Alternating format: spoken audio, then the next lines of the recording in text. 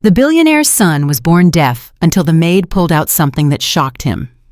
"Get her away from my son!" Marcus Wellington's voice exploded through the mansion hallway. His hands were shaking. His face had gone white. Blood. There was blood on the maid's hands, blood near his son's ear, and his boy, his deaf boy, was looking up at him with tears streaming down his face. But then something happened that stopped Marcus cold, something that made his knees buckle. His son opened his mouth, and for the first time in 8 years, words came out. "Dad, I can hear you." Marcus stumbled backward. Impossible. Every doctor on earth had told him it was impossible. But those words, that voice, his son's voice, the voice he'd never heard before, it was real. Before we continue, I need you to hit that subscribe button right now, like this video, and tell me in the comments where in the world you're watching from. I believe this story found you today for a reason. Now let me take you back to where it all began.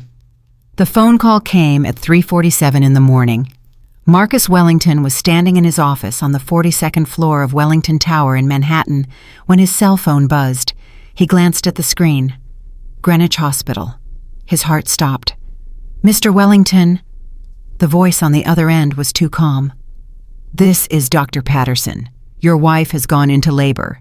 There are complications. You need to come now." Marcus didn't remember grabbing his coat, didn't remember the helicopter ride. All he remembered was bursting through that hospital door and seeing Elizabeth, his wife, his whole world, pale as death, eyes already fading. "Marcus," her voice was barely there. "Promise me something." He grabbed her hand. Cold. Too cold. "Don't talk like that. You're going to be fine. The doctors are lying." A tear rolled down her cheek.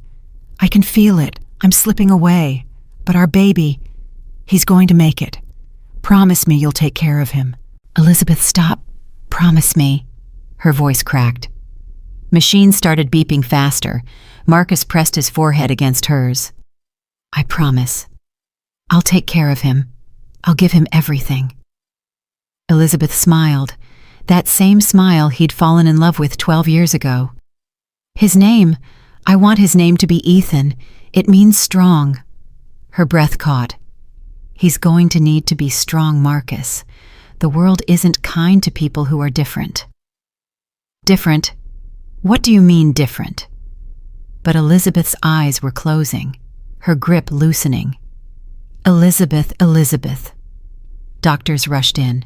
Someone pulled Marcus away. He fought them, screamed her name. Elizabeth Wellington died at 4:23 in the morning. 17 minutes later, Ethan Wellington took his first breath. The nurse placed the baby in Marcus's arms. He looked down through blurry eyes at this tiny piece of Elizabeth she'd left behind. "Mr. Wellington, we need to run some tests." Marcus nodded. He couldn't speak. 3 hours later, Dr. Patterson walked in with a face that told Marcus everything. "Your son didn't respond to any auditory tests. He's deaf, Mr. Wellington, profoundly deaf. The prognosis is permanent." The word hit Marcus like a bullet. Deaf. Elizabeth's last words echoed in his mind. The world isn't kind to people who are different. She knew. Somehow she knew. "No." Marcus's voice was quiet at first, then louder. "No, I don't accept this." "Mr. Wellington, I understand this is difficult. You don't understand anything." Marcus stood up, baby still in his arms. "I'm worth $14 billion. I own hospitals. I fund research facilities. There has to be something." Dr. Patterson shifted. "Perhaps you could consult specialists, get second opinions, but in cases this severe, get me the best specialist in the country, today." And that's what Marcus did. Over the next 8 years, he spent $47 million trying to cure his son. Johns Hopkins said no. Mayo Clinic said no. Cleveland Clinic said no. Switzerland, Germany, Japan. Every expert shook their head. "I'm sorry, Mr. Wellington. Nothing we can do. The damage is too extensive.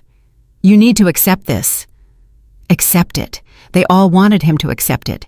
Marcus couldn't. Because every time he looked at Ethan, he saw Elizabeth. The boy had her eyes, her nose, her gentle smile. And every time Ethan looked up at him waiting for his father to fix what was broken, Marcus felt his heart shatter again. He'd promised Elizabeth he would take care of their son, but he couldn't give him sound. He couldn't give him the one thing that mattered. By the time Ethan turned 8, Marcus had retreated into his work. The Wellington estate became a tomb, 50 acres of silence.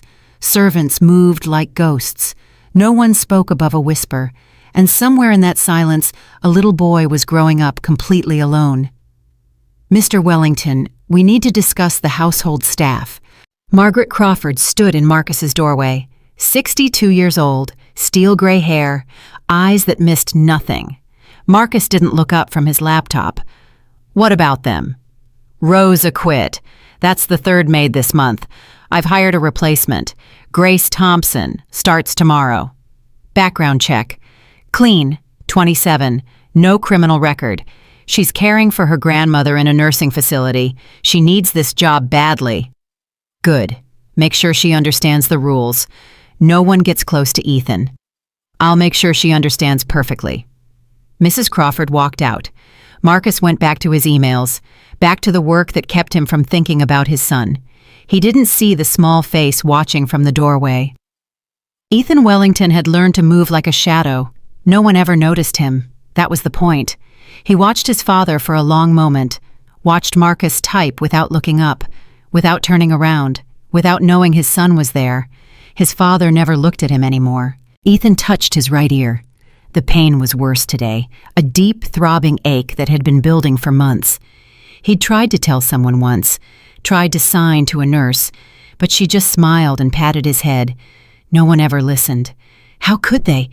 He couldn't speak, couldn't explain, couldn't make them understand. Ethan turned and walked away silently. Tomorrow, a new maid would arrive. Tomorrow, everything would change. But he didn't know that yet.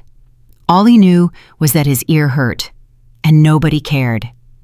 Grace Thompson woke up at 5:30 a.m. on the day that would change her life. She stared at the water stain on her ceiling. 3 months the landlord had been promising to fix it. 3 months of lies. Her phone buzzed. A text from Shady Oaks Nursing Facility. Payment of $47,000 due within 60 days.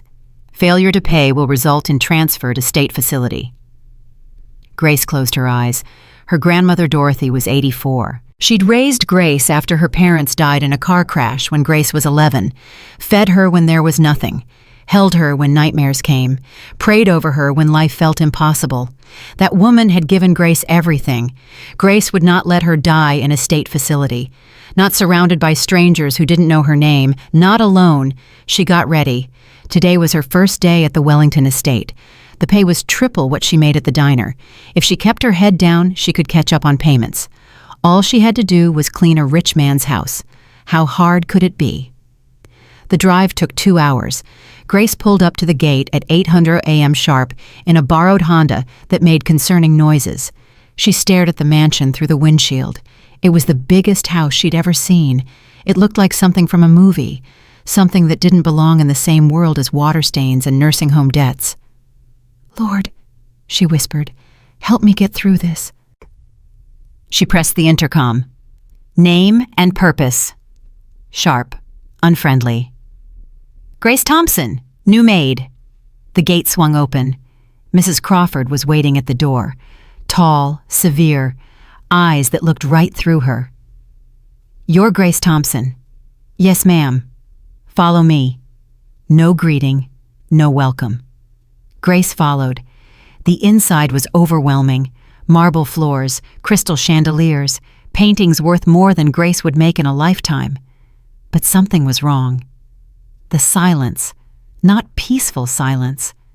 This silence was heavy, suffocating, like something had died and no one had buried it. Servants passed without speaking, without smiling, like they were afraid to breathe. "Rules!" Mrs. Crawford's voice cut the quiet. "You clean. You stay quiet. You keep to yourself." "Yes, ma'am." "You don't speak to Mr. Wellington unless spoken to. You don't enter his study. You don't enter the West Wing." "Yes, ma'am." Mrs. Crawford stopped. turned. Her eyes hardened. "And you do not under any circumstances get close to the boy." Grace blinked. The boy, Mr. Wellington's son, Ethan, 8 years old, deaf since birth. He has tutors and nurses to care for him. He doesn't need anything from you. "I understand. Do you—" Mrs. Crawford stepped closer. The last girl didn't. She thought she could help, thought she could fix what the best doctors couldn't. She was gone within a week. Grace swallowed hard. "I'm just here to work. I need this job." Mrs. Crawford studied her, then nodded slowly. "Good. Remember that." She walked away. Grace stood alone, mind spinning. A deaf boy, a house of silence, a father who wanted no one near his son. What had she gotten herself into? She found out an hour later. Grace was mopping the east hallway when she heard something fall. She looked up. And there he was, a boy on the grand staircase, small for 8, brown hair across his forehead, arranging toy cars in a perfect line, blue, red, yellow, green. He didn't look up, but then Grace saw something that made her chest tighten. The boy reached up and touched his right ear, quick, almost like a habit, and his face twisted, a tiny wince of pain that appeared and disappeared in a heartbeat. Grace's blood went cold. She'd seen that look before. Her cousin Marcus, deaf for 6 years. Every doctor had given up. Then one day, a young resident at a free clinic noticed something dark in his ear. 20 minutes later, Marcus heard his mother's voice for the first time in 6 years. The memory hit Grace like lightning. She stared at the boy, at the way he kept touching his ear, at the pain flickering across his face. No, she was imagining things. This child had been seen by the best doctors in the world, specialists who charged thousands per hour. They would have noticed something physical, wouldn't they? Grace forced herself to look away, back to mopping, head down, mouth shut. But she couldn't stop thinking about that wince. That night, Grace called her grandmother. "Baby girl." Dorothy's voice was weak but warm. "How was your first day?" Grace leaned against her apartment wall. "Different, Grandma. The house is like a museum. Everyone's afraid to breathe. And there's this little boy." "What about him?" "He's deaf, has been since birth. His father's spent millions trying to cure him." Dorothy was quiet. Then, "Does anyone love him?" Grace thought about the empty hallways, the servants who avoided the boy, the father buried in his office. "I don't think so." "Then God put you there for a reason, baby girl." "I'm just the maid. They told me to stay away. I can't lose this job." "Grace, listen to me." Dorothy's voice grew stronger. "The Lord doesn't send help in fancy packages. Sometimes He sends it through folks with nothing but willing hands and faithful hearts." "But I can't." "You can. You just have to decide if you will." Grace didn't have an answer. She hung up and lay in bed staring at the ceiling, thinking about a boy on a staircase, thinking about the way he touched his ear, thinking about her cousin Marcus. "Lord," she whispered, "what are you trying to show me?" The next few days, Grace watched. Every morning, same routine. Ethan would sit in the sunroom with model airplanes and puzzles. Tutors came and went. Therapists ran exercises.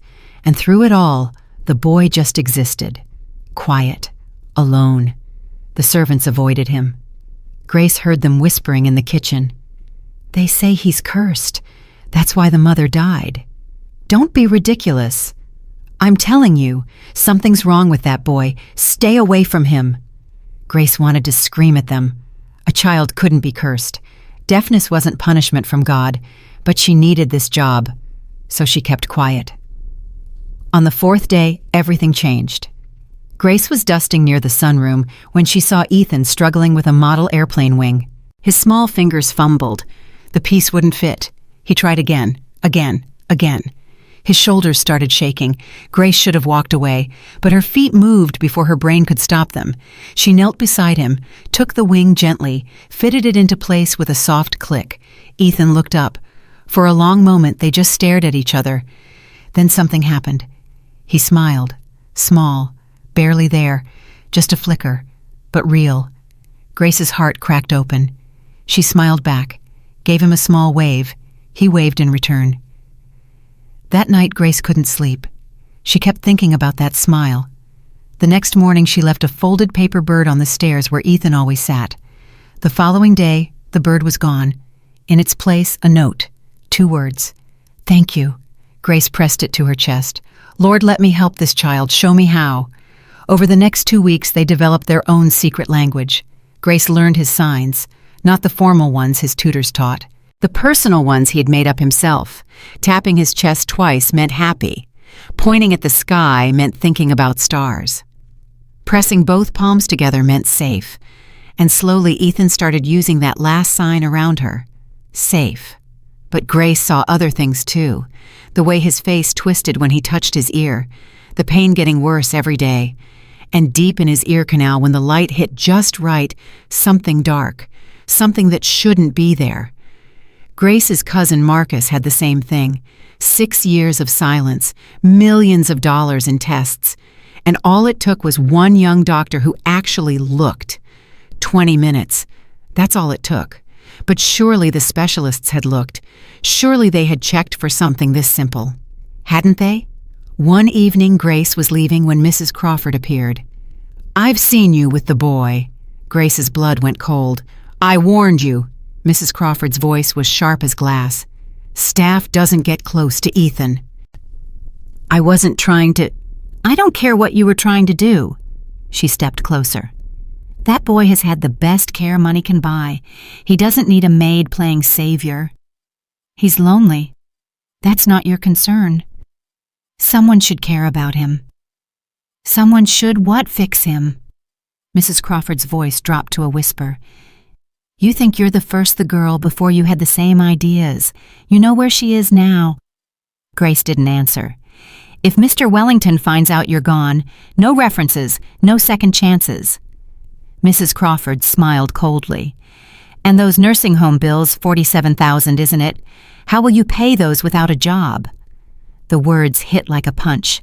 Mrs. Crawford walked away. Grace stood alone, hands shaking. Her grandmother's bills, the paycheck she needed, Ethan's lonely eyes, his pain, that dark thing in his ear. What was she supposed to do that night? Grace sat on her bed with her Bible. She thought about her brother Daniel. She didn't let herself think about Daniel often. It hurt too much. Daniel was 14 when he got sick. Headaches first, then fevers, then a cough that wouldn't stop. Their mother took him to the free clinic 3 times. 3 times doctors said the same thing. Just a cold. He'll be fine. But he wasn't fine. Grace watched him get weaker, watched him struggle to breathe, watched him try to tell them something was wrong. No one listened. Daniel died in her arms on a Tuesday morning. He was trying to say something at the end. His lips moved, but no sound came out. Just like Ethan. Grace had made a promise that day. Standing over her brother's grave, rain soaking through her clothes, she promised God, never again. Never again would she stand by while a child suffered. Never again would she ignore what she was seeing. But this was different. This was a billionaire's son. Doctors from around the world had examined him, and she was nobody. "Lord," she whispered, "I don't know what to do. I can't lose this job. My grandmother needs me, but I can't ignore what I'm seeing. I can't pretend that boy isn't in pain." She waited. Silence. "Please, give me a sign. Show me what to do." Still nothing. Grace closed her eyes and thought about her grandmother's words. The Lord doesn't send help in fancy packages. She thought about her cousin Marcus. 6 years of silence, millions in medical bills, and all it took was 20 minutes and someone who actually looked. She thought about the dark thing in Ethan's ear, and she made a decision. Tomorrow she would look closer. She would make sure of what she was seeing. And if she was right, if everyone had missed something this simple, she would find a way to help that boy, even if it cost her everything. Grace opened her eyes. "Okay, Lord, I hear you. I'm scared, but I hear you." Outside her window, the moon hung low and heavy. Inside her heart, something had shifted. She didn't know what tomorrow would bring, but she knew one thing for certain. She was done standing by. She was done watching a child suffer in silence. Whatever happened next, she would face it. Because that's what her grandmother had taught her. Because that's what her brother's death had shown her. because some things were more important than money. Some things were more important than safety. Some things were worth risking everything for. And that little boy, that lonely, hurting, silent little boy, was one of them. Grace lay down and closed her eyes. Tomorrow. Everything would change tomorrow. The next morning, Grace arrived early. She found Ethan in his usual spot on the staircase, but something was different. He was holding his ear with both hands. His face was scrunched up. Tears were streaming down his cheeks. Silent tears. Grace rushed to him and knelt down. "Ethan, Ethan, look at me." He looked up. His eyes were red, full of pain. Grace's hands trembled. "Can I look at your ear? I'll be gentle." He hesitated. Fear crossed his face. Of course he was scared. 8 years of doctors poking and prodding. 8 years of procedures that never helped. He'd learned that help meant pain. Grace signed slowly. "I won't hurt you, I promise." He stared at her for a long moment. Then he leaned forward. Grace tilted his head toward the light and looked into his ear. Her breath stopped. There it was, deep inside his ear canal. Something dark, dense, glistening like wet stone, bigger than she'd thought, clearer than before. "Oh my God," she whispered. It wasn't nerve damage. It wasn't a defective cochlea. It wasn't any of the things the doctors had diagnosed. It was a blockage, a physical obstruction that had been sitting in this child's ear for 8 years. How had they missed it? How had every specialist, every scan, every test, how had they all missed something this obvious? Unless they hadn't missed it at all. Unless they'd seen it and chosen to do nothing. Grace's mind raced. $47 million. That's how much Marcus Wellington had spent trying to cure his son. $47 million in consultations and procedures and experimental treatments. A blockage removal would cost a few $100s. But ongoing treatment, that was worth millions. Grace felt sick. She looked at Ethan, this boy who had suffered in silence for 8 years. This boy whose father had begged doctors to help. This boy who had been failed by everyone who was supposed to protect him. "I see it," she whispered. "I see what's wrong." Ethan's eyes went wide. Grace's hands were shaking. She needed to tell someone. She needed to tell Marcus Wellington. She needed to Miss Thompson. Grace spun around. Mrs. Crawford stood at the end of the hallway. Her face was stone. "Step away from the boy. Now." Grace stood up slowly. "Mrs. Crawford, I need to speak with Mr. Wellington. It's urgent." "Mr. Wellington is not available. This is about Ethan, about his hearing. I found something. You found nothing." Mrs. Crawford walked toward her, heels clicking. "You're a maid. You clean floors. You don't diagnose medical conditions. There's something in his ear, a blockage. That's why he can't hear." Mrs. Crawford's expression didn't change. "Every doctor in the world has examined this child. Then every doctor in the world missed it, or they saw it and didn't care." Grace's voice was rising. "I need to tell Mr. Wellington." "No." "Why not?" Mrs. Crawford stopped in front of her. Her eyes were cold, calculating. "Because if you go to Mr. Wellington with this ridiculous theory, you will be fired immediately. And I will personally make sure you never work in this state again." She leaned closer. "Your grandmother will be transferred to that state facility within the week. Is that what you want?" Grace's heart was pounding. "How can you do this? He's a child. He's been suffering for 8 years. That's none of your concern. It's everyone's concern. He's in pain. Keep your voice down." Mrs. Crawford's voice was deadly quiet. "I'm going to give you one chance. Walk away. Forget what you think you saw. Do your job. Keep your mouth shut. And maybe I'll let you keep this position." Grace stared at her. "You know, you've known all along." Mrs. Crawford said nothing. "The doctors knew too, didn't they? That's why they never fixed it. That's why they kept charging millions for treatments that would never work." Still nothing. "You're all monsters." Mrs. Crawford smiled. It was the coldest thing Grace had ever seen. "We're practical, Miss Thompson. There's a difference." She turned and walked away. "You have until tomorrow to decide. Choose wisely." Grace stood in the hallway, trembling. Ethan was looking up at her.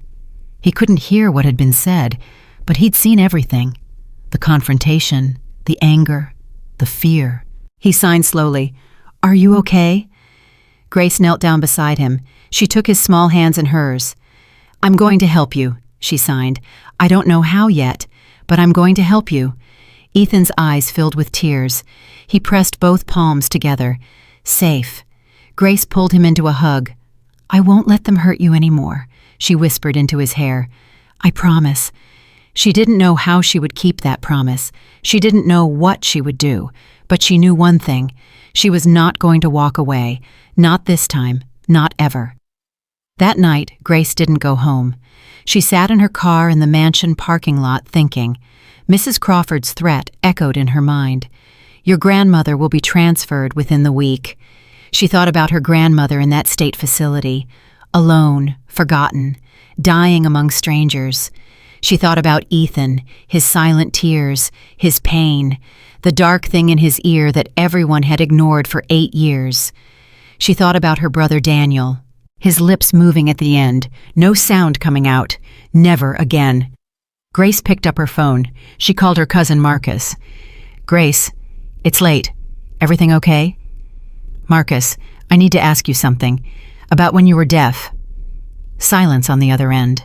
Then, "What about it? The blockage they found. What did it look like?" "I don't know. I never saw it." "Why? Did the doctors ever mention seeing it before on earlier scans?" Marcus was quiet for a long moment. "There was something. My mom found out later. Some specialist had noted it in a report years before, but they never followed up. She tried to sue, but..." He trailed off. "Why are you asking?"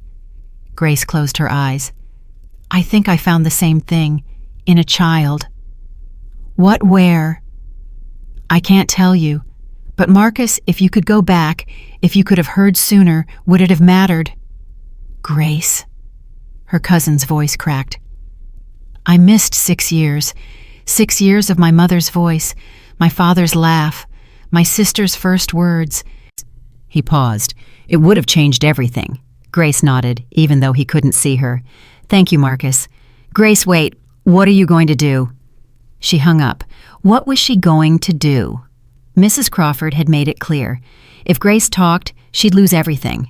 Her job, her references, her grandmother's care. But if she stayed silent, Ethan would keep suffering. Another year, another decade, maybe forever.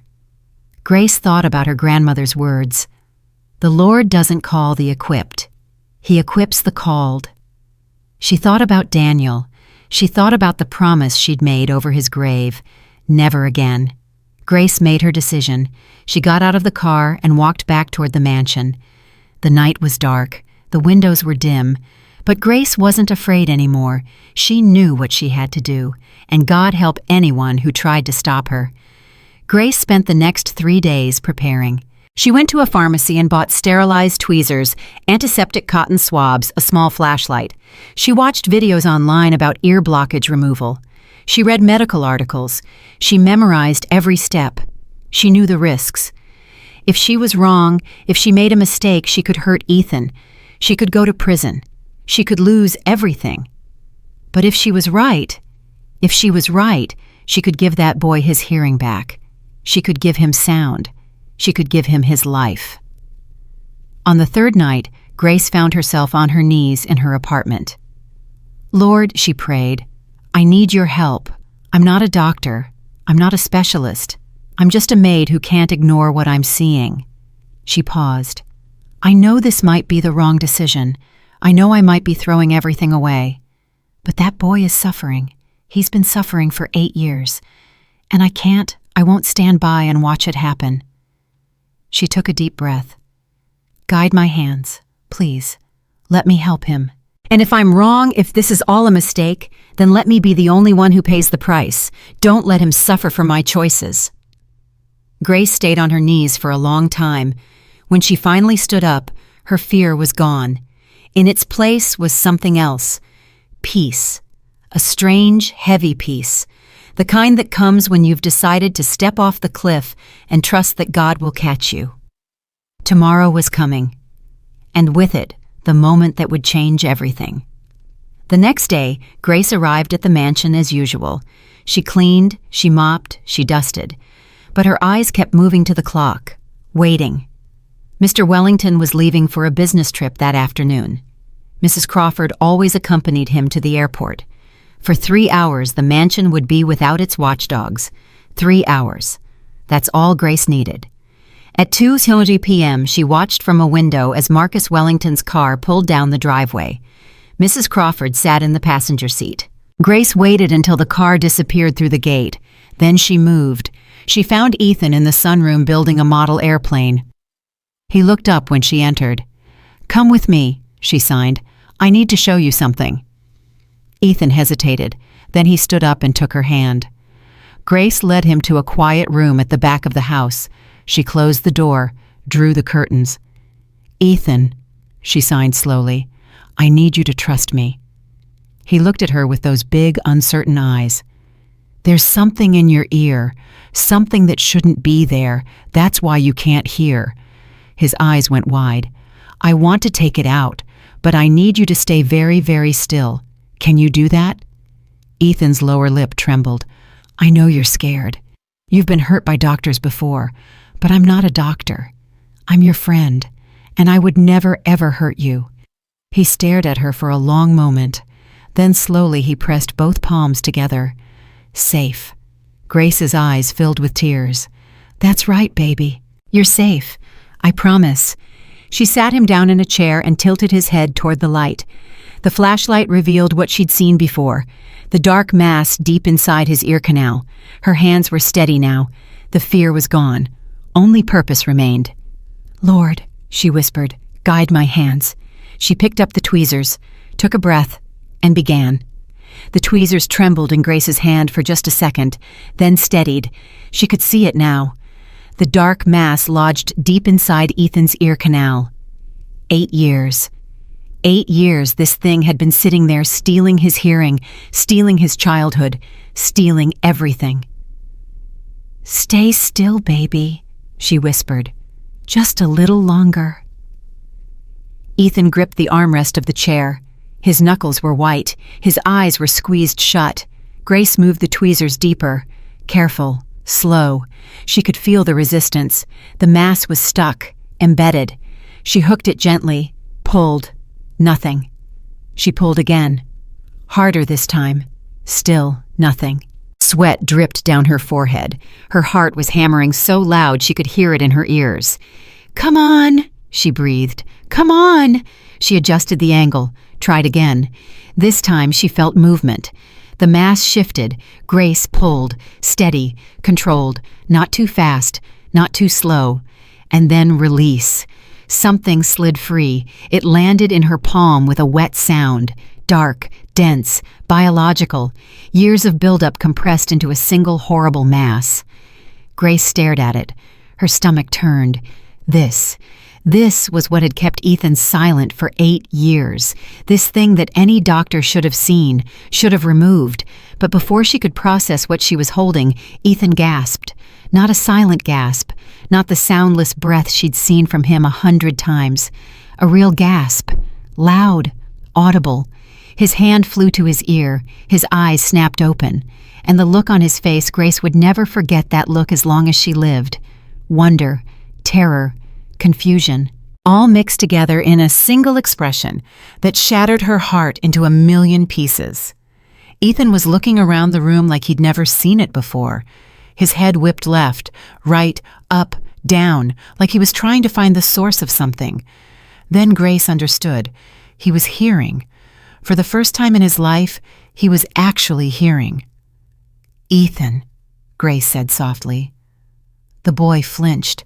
His eyes locked onto her mouth, then moved up to her eyes, then back to her mouth. You made a sound," he said. His voice was rough, unpracticed, the voice of someone who had never heard himself speak. But it was real. Grace's tears came fast and hard. "Yes, baby. That was my voice. That's what talking sounds like." Ethan's whole body started shaking. I can hear you. I can hear you." He jumped out of the chair, stumbled, caught himself on the wall. His legs weren't working right.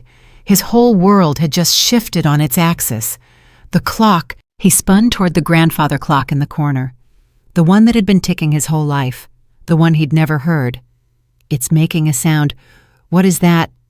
That's ticking, Grace said, laughing through her tears. That's what clocks do. Ticking, Ethan repeated. Ticking, ticking. He said the word over and over like he was tasting it, feeling its weight on his tongue. Then he heard something else. Birds outside the window. His face went white. What is that? Birds, sweetheart. Those are birds singing. Birds make sounds. Everything makes sounds, Ethan. Everything. The boy pressed his hands to his ears, then pulled them away, then pressed them again. He was testing it, making sure it was real, making sure it wouldn't disappear. I can hear, he whispered. I can really hear. Grace knelt down in front of him, took his face in her hands. Yes, baby, you can hear. You've always been able to hear. Someone made sure you couldn't. Ethan didn't fully understand what she meant. Not yet. But he would. Soon enough, he would understand everything. Right now, though, none of that mattered. Right now, there was only this moment. A boy hearing the world for the first time, and a maid who had risked everything to give it to him. I want to hear more, Ethan said. His eyes were bright, hungry. I want to hear everything. Grace laughed. You will, I promise. You're going to hear so many beautiful things. Ethan grabbed her hand. What does my dad sound like? I want to hear my dad's voice. Grace's smile faltered. Marcus. In all the chaos and all the emotion, she'd almost forgotten. Marcus Wellington was going to come home. And when he did, he would either thank her or destroy her. There was no in between. Your dad will be home soon, Grace said carefully, and then you can hear him. But Ethan, I need you to understand something. What? Some people might be angry about what I did. They might try to say I did something wrong. But you helped me. I know, but not everyone will see it that way. Grace squeezed his hands. No matter what happens, I need you to know that I don't regret it. Helping you was the right thing to do, even if it costs me everything. Ethan's face crumpled. I don't want you to go away. I might not have a choice, sweetheart. Then I'll tell them. Ethan's voice rose. I'll tell them you're good. I'll tell them you helped me. Grace pulled him into a hug. I know you will. You're so brave. So brave. They stayed like that for a long moment, the maid and the boy, two people who had found each other in a house full of silence. Then Grace heard it. Tires on gravel. A car pulling up the driveway. Her blood went cold. They were back early. Ethan. Grace pulled away. Her voice was urgent now. Listen to me. Your father is home. When he comes in, he's going to be scared. He's going to see the blood and think I hurt you. You need to tell him. You need to tell him you can hear. Okay. Say it. Say something. Anything. Let him hear your voice. Ethan nodded, but his face was pale. He'd never spoken to his father before, never said a single word. What do you say to someone you've been silent with for 8 years? The front door opened. Footsteps in the hallway. Heavy. Fast. Ethan! Marcus's voice echoed through the mansion. Ethan, where are you? Grace's heart stopped. This was it. The moment everything changed. In here! Ethan called out. His voice cracked. Rough, unpracticed, but loud. The footsteps stopped. Complete silence. Then they started again. Faster now. Running. Marcus Wellington burst through the door. His face was flushed. His tie was loose. His eyes were wild. And when he saw them, his son standing there, the maid on her knees, blood near the boy's ear, his expression transformed into something Grace had never seen before. Pure rage. Get away from him! Marcus roared. He lunged forward, grabbed Grace by the arm, threw her against the wall. What did you do? What did you do to my son? Dad. Marcus froze. That word. That single word. His son had never called him that before, had never called him anything. Because his son couldn't speak. His son was deaf. His son had been silent for 8 years. Marcus turned slowly. Ethan was standing there, tears streaming down his face. "Dad, I can hear you." Marcus's legs buckled. He grabbed the doorframe to keep from falling. What did you say?" "I can hear you." Ethan took a step forward. "Your voice, it's deep, kind of rough. Is that what you always sound like?" Marcus couldn't breathe, couldn't think, couldn't process what was happening. That's impossible." "She helped me." Ethan pointed at Grace. "She found something in my ear. She took it out, and now I can hear." Marcus looked at Grace, at the blood on her hands, at the tweezers on the floor, at the dark mass sitting on a piece of tissue. "What is that?" His voice was barely a whisper. Grace pushed herself off the wall. Her arm throbbed where he'd grabbed her, but she didn't care.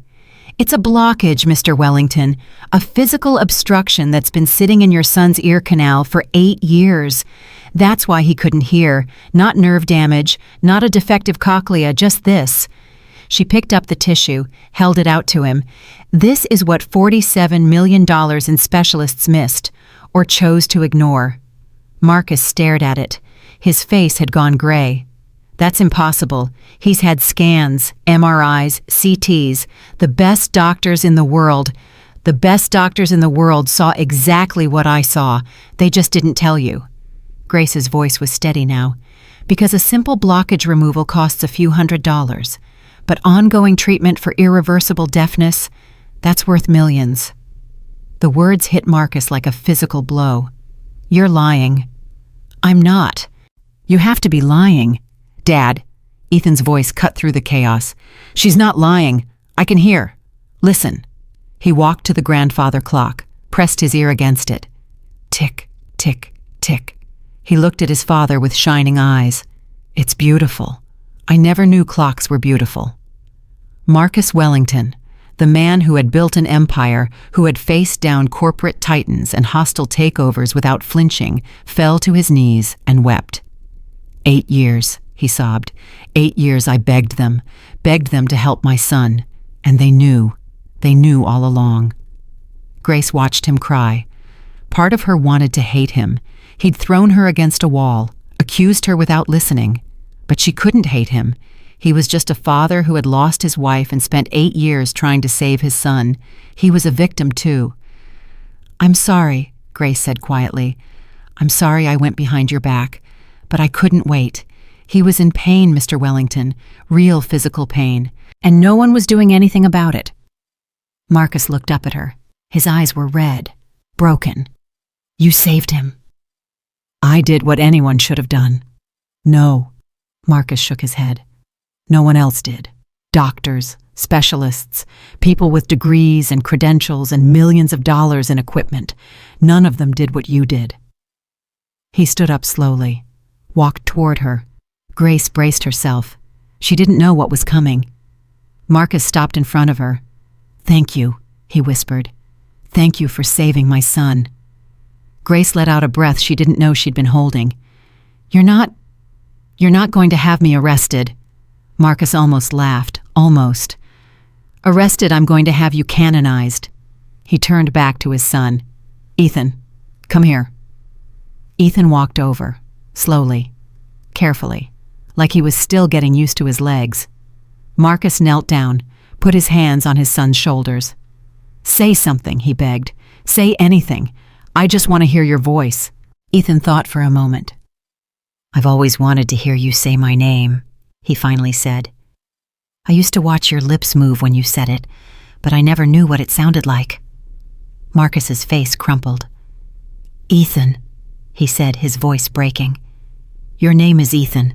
Your mother chose it. It means strong." He pulled his son into a crushing hug. "And you are. You're the strongest person I know." "I can hear your heart beating," Ethan whispered. "It's fast." "That's because I love you, and loving someone makes your heart beat fast." They held each other, father and son, 8 years of silence broken in a single moment. Grace watched from the doorway. Tears were streaming down her face. This was why she'd risked everything. This moment right here. Then footsteps echoed in the hallway, sharp, angry, familiar. Mrs. Crawford appeared in the doorway. Her face was white with fury. "What have you done?" Marcus stood up. His expression hardened. "Margaret, perfect timing. I have questions for you." "Mr. Wellington, this woman acted without authorization. She endangered your son. She should be arrested immediately." "She saved my son's life." Mrs. Crawford's eye twitched. Just barely. But Grace saw it. "Sir, I don't think you understand." "I understand perfectly." Marcus walked toward her, each step deliberate, dangerous. "My son can hear, Margaret. For the first time in 8 years he can hear. Because this maid found something in his ear that every doctor on earth supposedly missed." "Sir, how long have you known—" Mrs. Crawford's face went blank. "I don't know what you're talking about." "Don't lie to me." Marcus's voice was low, deadly. "I saw the way you looked at her just now. That wasn't surprise. That was fear. You knew about the blockage. You've known all along." "That's absurd." "Is it?" Marcus pulled out his phone. "One call, that's all it takes. One call to my lawyers. They'll subpoena every medical record from every doctor my son has ever seen. And if they find one piece of evidence that someone knew about this and didn't tell me, Mr. Wellington." Mrs. Crawford's mask slipped, just for a second. "You need to understand, the arrangements with the medical facilities were complex. There were considerations."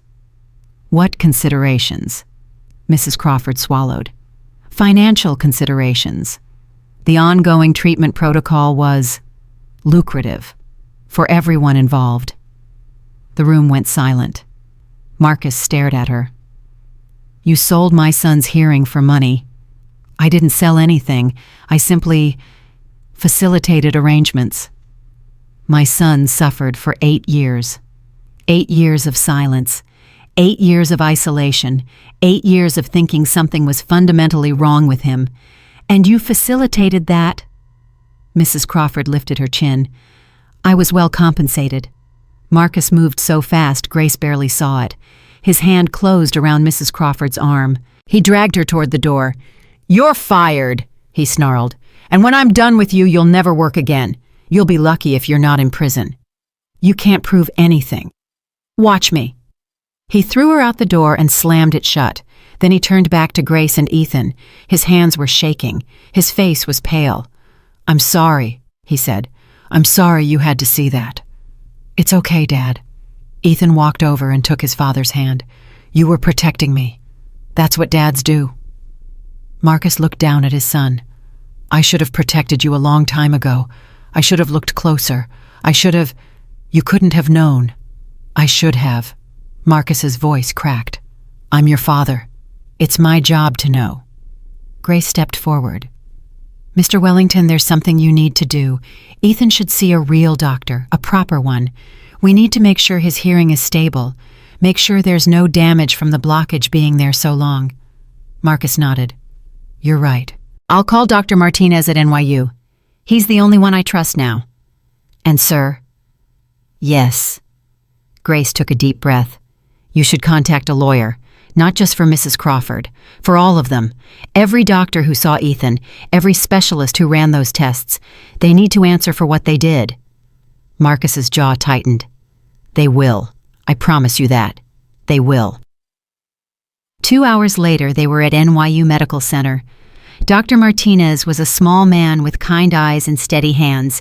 He examined Ethan for over an hour, ran tests, checked scans. When he finally emerged from the examination room, his face was grim. "Mr. Wellington, I need to show you something." He led Marcus and Grace to a computer screen. "This is an MRI from 3 years ago. Look here." He pointed to a spot on the image. "Do you see this notation?" Marcus leaned in. "Dense obstruction noted in right ear canal. Recommend immediate removal." His blood turned to ice. Someone saw this. Someone saw it and documented it. 3 years ago. Dr. Martinez's voice was heavy. "But there's no record of any follow-up, no procedure, nothing." "Why?" Dr. Martinez hesitated. "Dr. Martinez, why?" "Your account was flagged for ongoing treatment protocol. Someone decided that continuous care was more profitable than a cure." Marcus grabbed the edge of the desk to keep from falling. They knew. For 3 years they knew, and they let my son suffer. I'm afraid so. Grace closed her eyes. 3 years. Ethan had been in pain for at least 3 years, and the people who were supposed to help him had looked at that pain and seen dollar signs.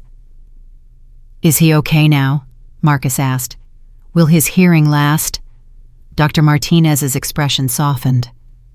He's better than okay. His auditory nerve is intact. His cochlea is functioning perfectly. Whatever was blocking his ear canal was purely physical. Now that it's gone, there's no reason he shouldn't have completely normal hearing for the rest of his life. Marcus let out a sound, half laugh, half sob. Thank God. Don't thank God. Dr. Martinez looked at Grace. Thank her. Whoever performed that extraction did it perfectly. Another millimeter in either direction, and she could have damaged his eardrum permanently. Grace's hands were shaking. She hadn't known that, hadn't let herself think about what could have gone wrong. I did what I had to do. You did what no one else was willing to do.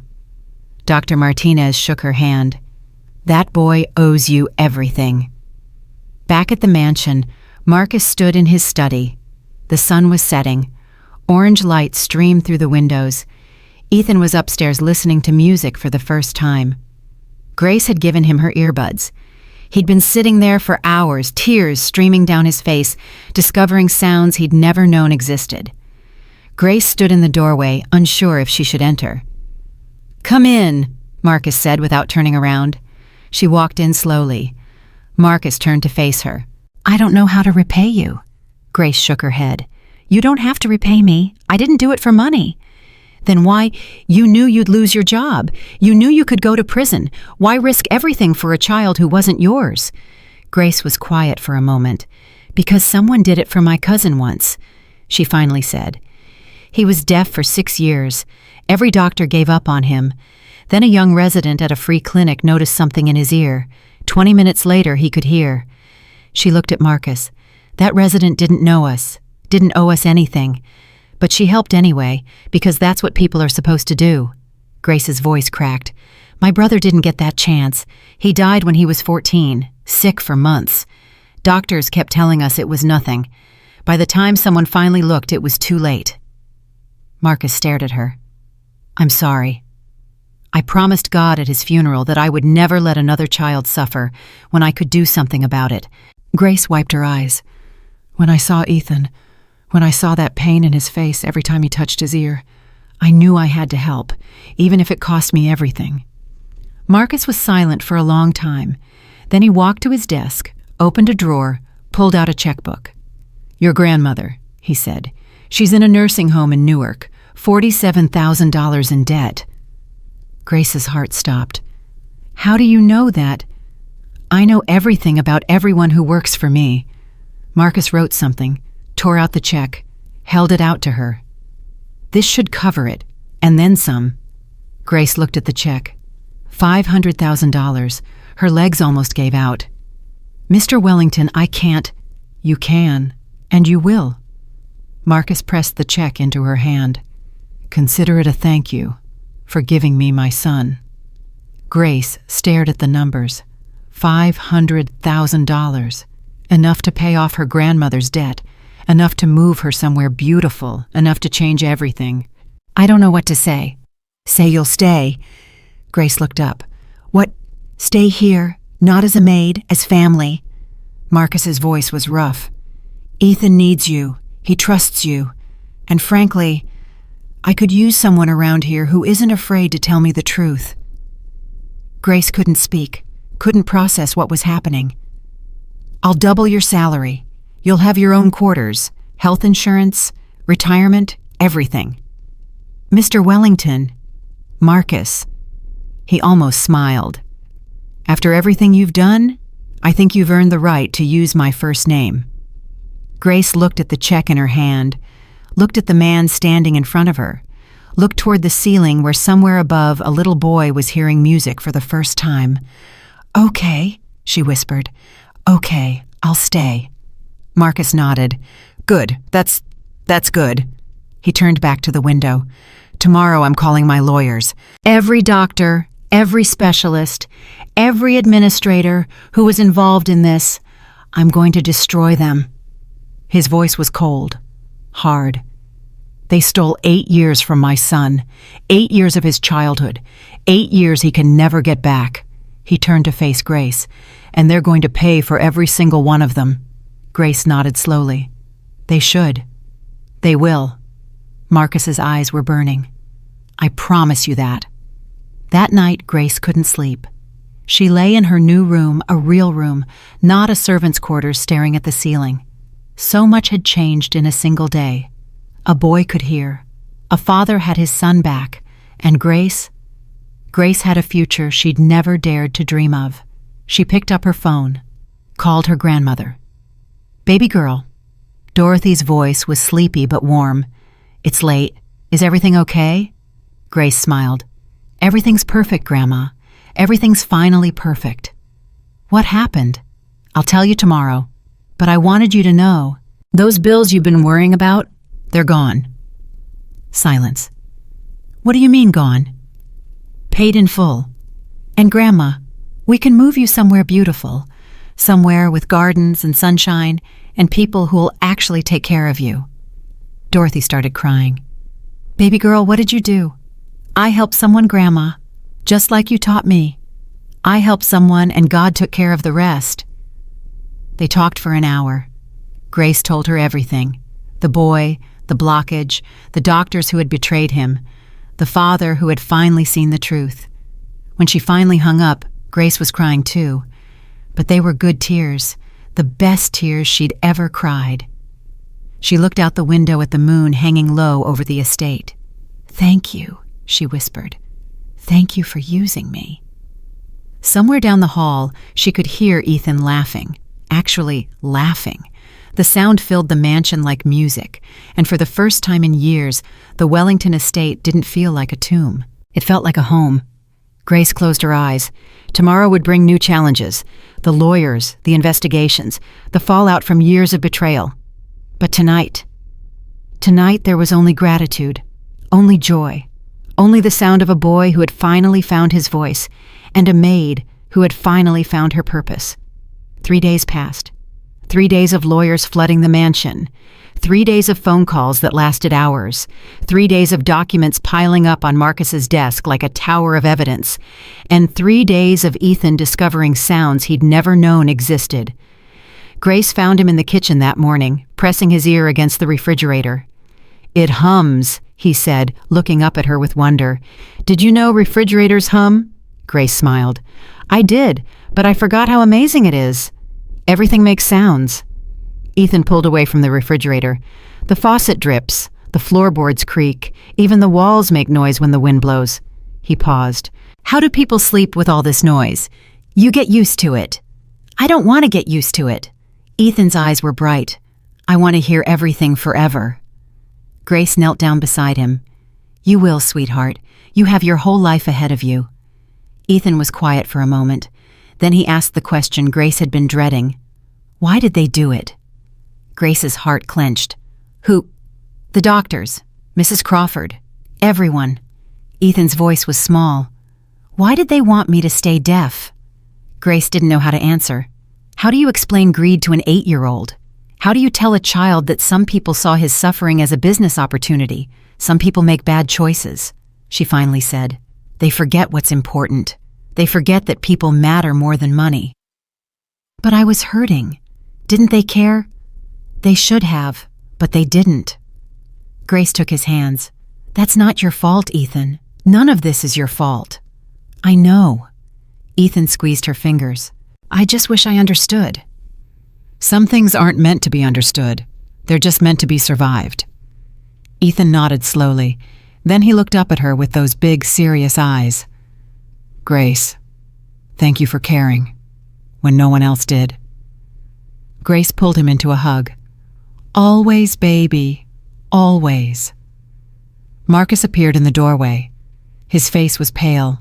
His eyes were dark with exhaustion. "Grace, I need you in my study. Now. Something in his voice made her blood run cold. She followed him down the hallway. Her heart was pounding.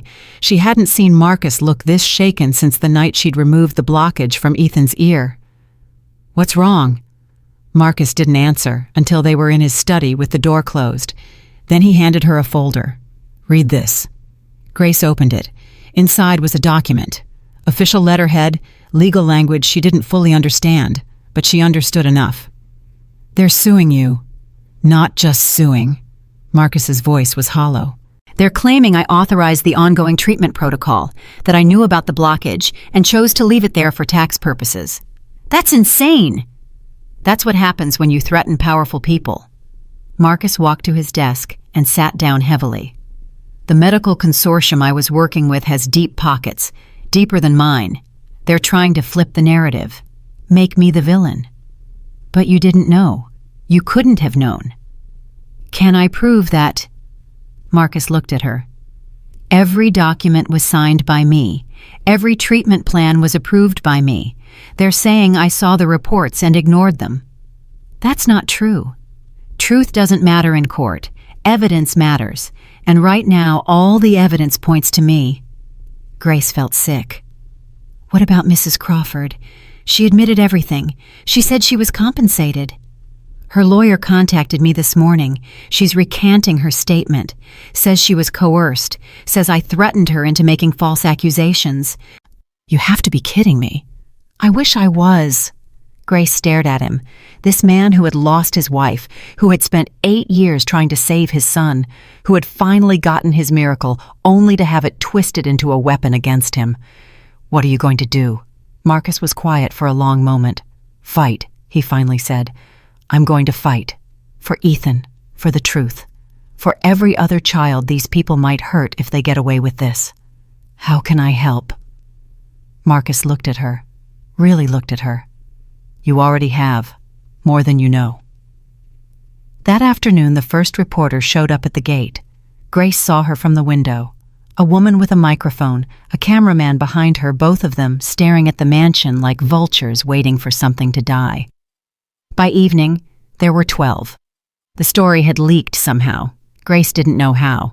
But suddenly the whole world knew about the billionaire whose son had been deaf for 8 years, the maid who had performed a miracle, the doctors who might have known all along. Marcus's phone wouldn't stop ringing. "Mr. Wellington, this is CNN. Mr. Wellington, Fox News would like. Mr. Wellington, we're offering an exclusive." He threw the phone against the wall. Ethan flinched at the sound. He was still getting used to loud noises, still learning that not every sound meant danger. "Dad!" Marcus took a breath, forced himself to calm down. "I'm sorry, son. I didn't mean to scare you."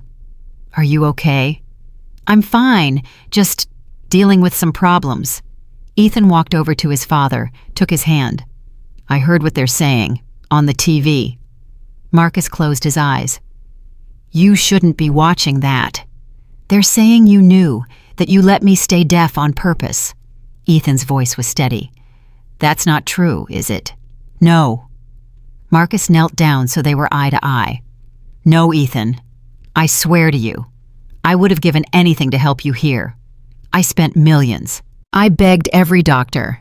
I never stopped trying." "I know. You do. I remember." Ethan's eyes were bright with tears.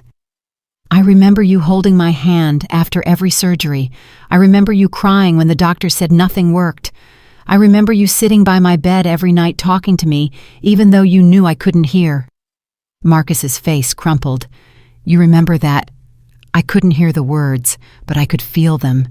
I could feel how much you loved me."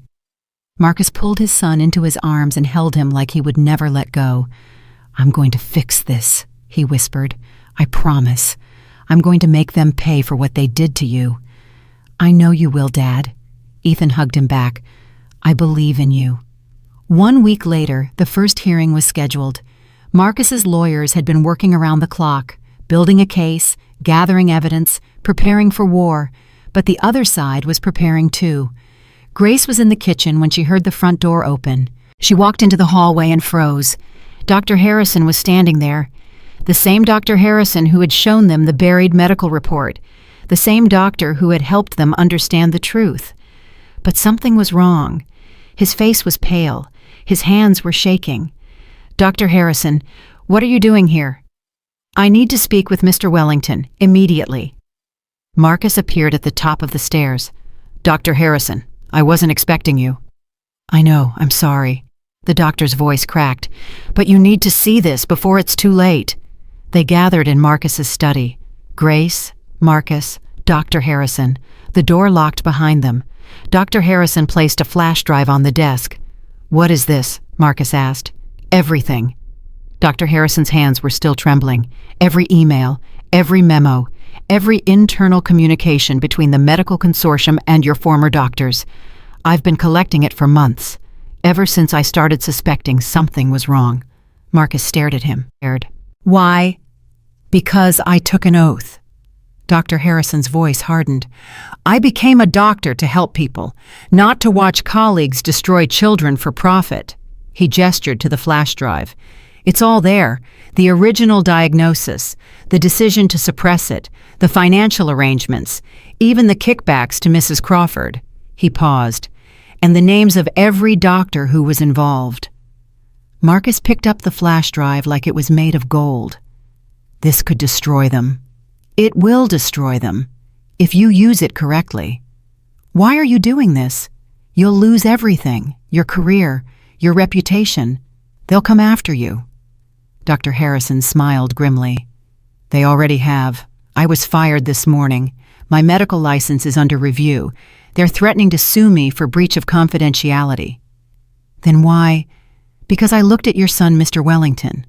I looked at that boy who spent 8 years in silence because my colleagues valued money over his life." Dr. Harrison's eyes were wet.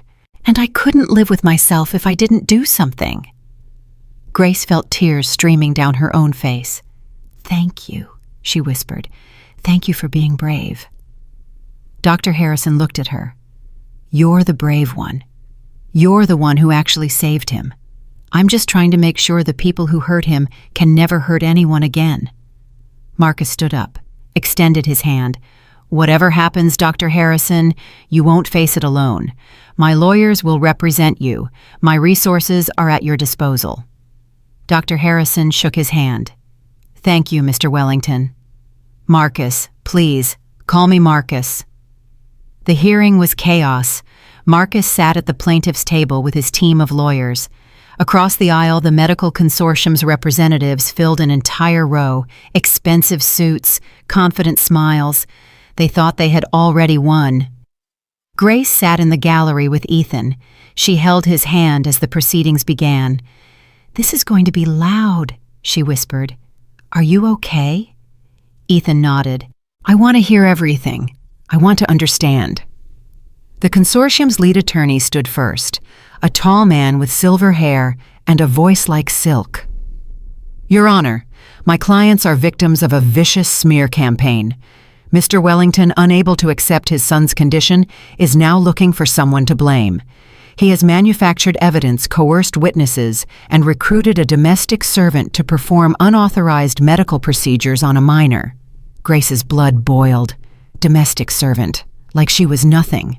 "We will prove," the attorney continued, "that Mr. Wellington was fully informed of his son's diagnosis at every step, that he signed off on every treatment plan, and that this so-called blockage was either planted by the Maid or is simply a fabrication designed to support their lawsuit." Planted. They were saying she planted evidence. Marcus's lead attorney stood. "Your Honor, we have incontrovertible proof that Dr. Richard Simmons, the defendant's chief medical officer, documented a physical obstruction in Ethan Wellington's ear canal over 3 years ago. That documentation was suppressed. The recommended treatment was never performed, and Mr. Wellington was never informed." She held up a document. "This is the original report, recovered from the consortium's own servers. We also have email correspondence between Dr. Simmons and consortium executives discussing the financial benefits of maintaining ongoing treatment protocols rather than pursuing a simple cure." Murmurs rippled through the courtroom. The consortium's attorney jumped to his feet. Objection: that evidence was obtained illegally. It was provided by a whistleblower with direct access to the files, Marcus's attorney countered. Dr. Nathan Harrison, a former employee who witnessed the conspiracy firsthand. Dr. Harrison is a disgruntled former employee with an axe to grind. Dr. Harrison is a man of conscience who couldn't stand by while children suffered. The judge banged his gavel. Order, I'll review the evidence and determine its admissibility. In the meantime, I want to hear from the key witness. He looked at Grace. Miss Thompson, please take the stand. Grace's heart stopped. She hadn't expected this, hadn't prepared for this. But she stood up, walked to the front of the courtroom, placed her hand on the Bible, and swore to tell the truth. The consortium's attorney approached her first. Miss Thompson, you have no medical training, is that correct? That's correct. No nursing degree, no certifications, not even a first aid course. No.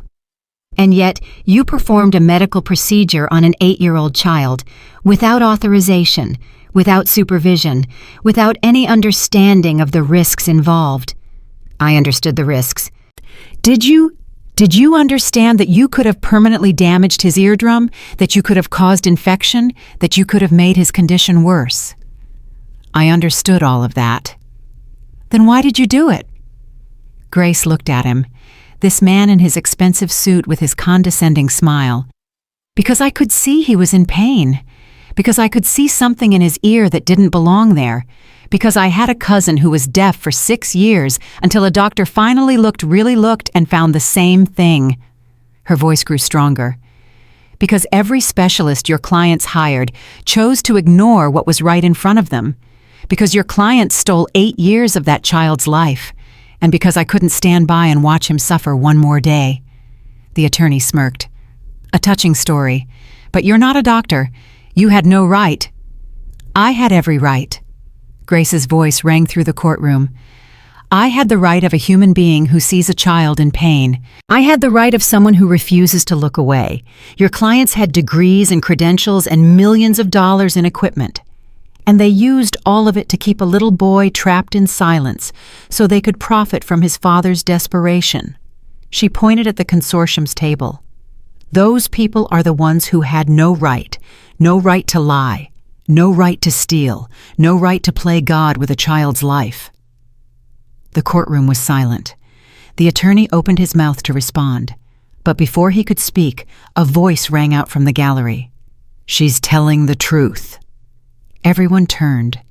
Ethan was standing up, his small body trembling, his voice rough but clear. She's telling the truth.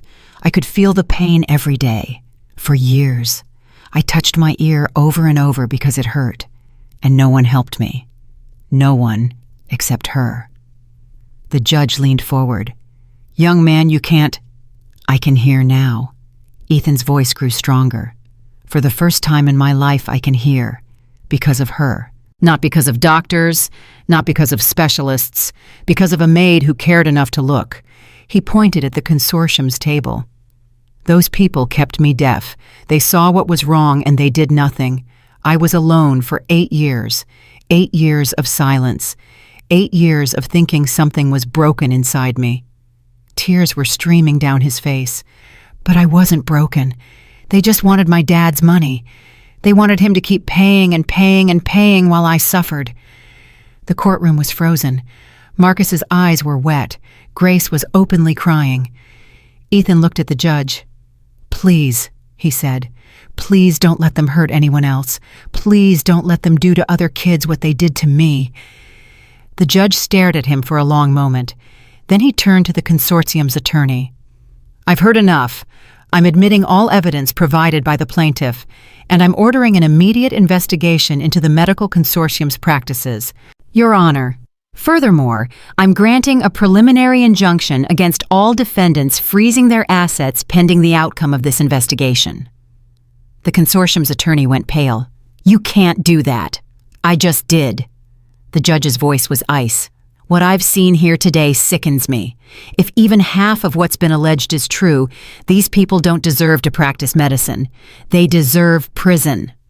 He banged his gavel. Court is adjourned. Chaos erupted. Reporters surged forward. Cameras flashed. The consortium's lawyers huddled together, their confident smiles replaced by panic. But Grace didn't see any of it. She was too busy running to Ethan. She swept him up in her arms and held him tight.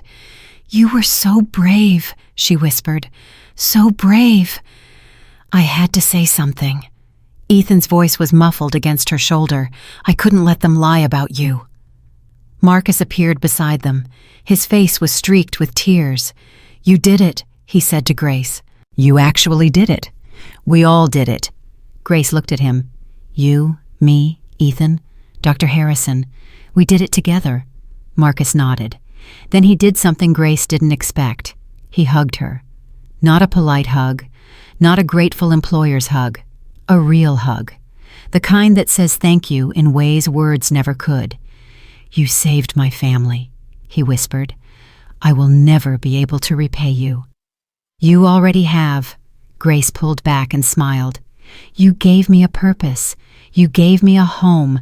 That's worth more than any amount of money." 2 weeks later, the indictments came down. Dr. Richard Simmons, Dr. Patricia Wells, Dr. Michael Chang, 8 other physicians, 4 administrators, and Margaret Crawford, all charged with conspiracy to commit fraud, medical malpractice, child endangerment. The news coverage was relentless. Every network, every paper, every website. The doctors who stole the boy's hearing. Billionaire's son deaf for 8 years due to medical greed. Maid saves child after specialists fail. Grace tried to avoid the cameras, but they found her anyway. "Miss Thompson, how does it feel to be a hero?" She looked at the reporter, thought about everything she'd been through, everything she'd risked. "I'm not a hero," she said quietly. "I'm just someone who refused to look away." That night, Grace sat with her grandmother in her new room at Sunrise Senior Living, the finest facility in New Jersey. Gardens everywhere, kind staff who knew every resident's name. Dorothy Thompson was sitting up in bed, her eyes bright and clear. "I saw you on TV," she said. "My granddaughter. A hero." "Grandma, I'm not—" "Hush." Dorothy took her hand. "I knew from the moment you were born that God had big plans for you. I just didn't know how big." Grace felt tears welling up. "I was so scared, Grandma, every step of the way. I kept thinking I was going to lose everything." "But you didn't lose everything. You gained everything." Dorothy squeezed her fingers. "A purpose, a family, a future." "I miss Daniel," Grace whispered. "I keep thinking, if someone had helped him the way I helped Ethan." "I know, baby. I miss him too." Dorothy's eyes were wet. "But maybe that's why God let you save this boy. Maybe Daniel's death wasn't for nothing. Maybe it was preparation." Grace hadn't thought of it that way before. "You think so?" "I know so. The Lord doesn't waste our pain, baby girl. He uses it. He turns it into something beautiful." Grace leaned down and kissed her grandmother's forehead. "I love you, Grandma." "I love you too. Now go home. That boy needs you." "What boy?" Dorothy smiled knowingly. "You know which one." Back at the mansion, Grace found Ethan in the music room. He was sitting at the piano, just sitting, not playing. "I don't know how," he said when he saw her. "I always wanted to learn, but I couldn't hear the notes." Grace sat down beside him. "Do you want me to teach you?" Ethan's eyes lit up. "You play—" "My grandmother taught me when I was about your age." She placed her fingers on the keys, played a simple melody, something soft and sweet. Ethan watched her hands, watched the way her fingers moved. Then he tried to copy her. The first note was wrong, the second was worse, but the third was right. "I did it," Ethan grinned. "I played a note. You did." Grace smiled. "Want to try another one?" They sat there for hours, Grace teaching, Ethan learning, the music filling the mansion with sounds that had never existed there before. Marcus watched from the doorway, his son, laughing, playing, learning. His wife would have loved this. Elizabeth, Her name echoed in his mind. I did it, he thought. I kept my promise. He's going to be okay. And for the first time in 8 years, Marcus Wellington believed it. The trial lasted 3 months. Every day brought new revelations, new evidence, new witnesses. Former patients came forward. Other children who had been misdiagnosed, other families who had been exploited. The consortium's defense crumbled piece by piece. In the end, all 15 defendants were found guilty. Dr. Simmons got 25 years. The others got between 10 and 20. Mrs. Crawford got 12. The medical consortium was dissolved. Its assets were seized. $140 million were distributed to victims and their families. Marcus donated his entire settlement to establish the Ethan Wellington Foundation for Pediatric Hearing. Within 6 months, it had helped over 300 children receive proper diagnosis and treatment. Grace was named the foundation's director. I don't know anything about running a foundation, she protested. You know how to care, Marcus said. That's more important than any degree. She took the job, and she was good at it. 1 year later, on the anniversary of the day, Grace had removed the blockage from Ethan's ear they gathered in the garden. Grace, Marcus, Ethan, Dr. Harrison, Dorothy Thompson, who had made the trip from her nursing home in a wheelchair. They ate cake, they told stories, they laughed. Ethan stood up and clinked his glass. I want to say something. Everyone fell silent. A year ago, I couldn't hear anything. I couldn't hear birds or clocks or music. I couldn't hear my dad say my name. His voice wavered. And then Grace came. She saw me when no one else did. She helped me when no one else would. He looked at her with tears in his eyes. You gave me my life back. You gave me sound. You gave me a family. He paused. I love you, Grace, and I will never, ever forget what you did for me. Grace was crying too hard to speak, so she just stood up and hugged him. I love you too, sweetheart. I always will. Marcus raised his glass. To Grace, the bravest person I've ever known. To Grace, everyone echoed. Dorothy caught her granddaughter's eye and smiled. God doesn't send help in fancy packages, that smile said. Sometimes he sends it through folks with nothing but willing hands and faithful hearts. Grace smiled back. She understood now. Everything she'd been through, every loss, every struggle, every moment of fear. It had all led to this, to a boy who could hear, to a family who loved her, to a purpose that would never fade. And as the sun set over the Wellington estate, Grace Thompson finally knew what it meant to be home. 2 years had passed since that day in the garden. 2 years of watching Ethan grow. 2 years of running the foundation. 2 years of feeling like she finally belonged somewhere. Grace should have known it couldn't last. The phone call came at 6:47 on a Tuesday morning. Grace was in her office at the foundation headquarters when her cell buzzed. She glanced at the screen. Unknown number. Hello. Is this Grace Thompson? A woman's voice. Cold. Official. Yes. Who is this? My name is Patricia Holloway. I'm an attorney representing the family of Margaret Crawford. Grace's blood went cold. Margaret Crawford. The woman who had helped keep Ethan deaf for 8 years.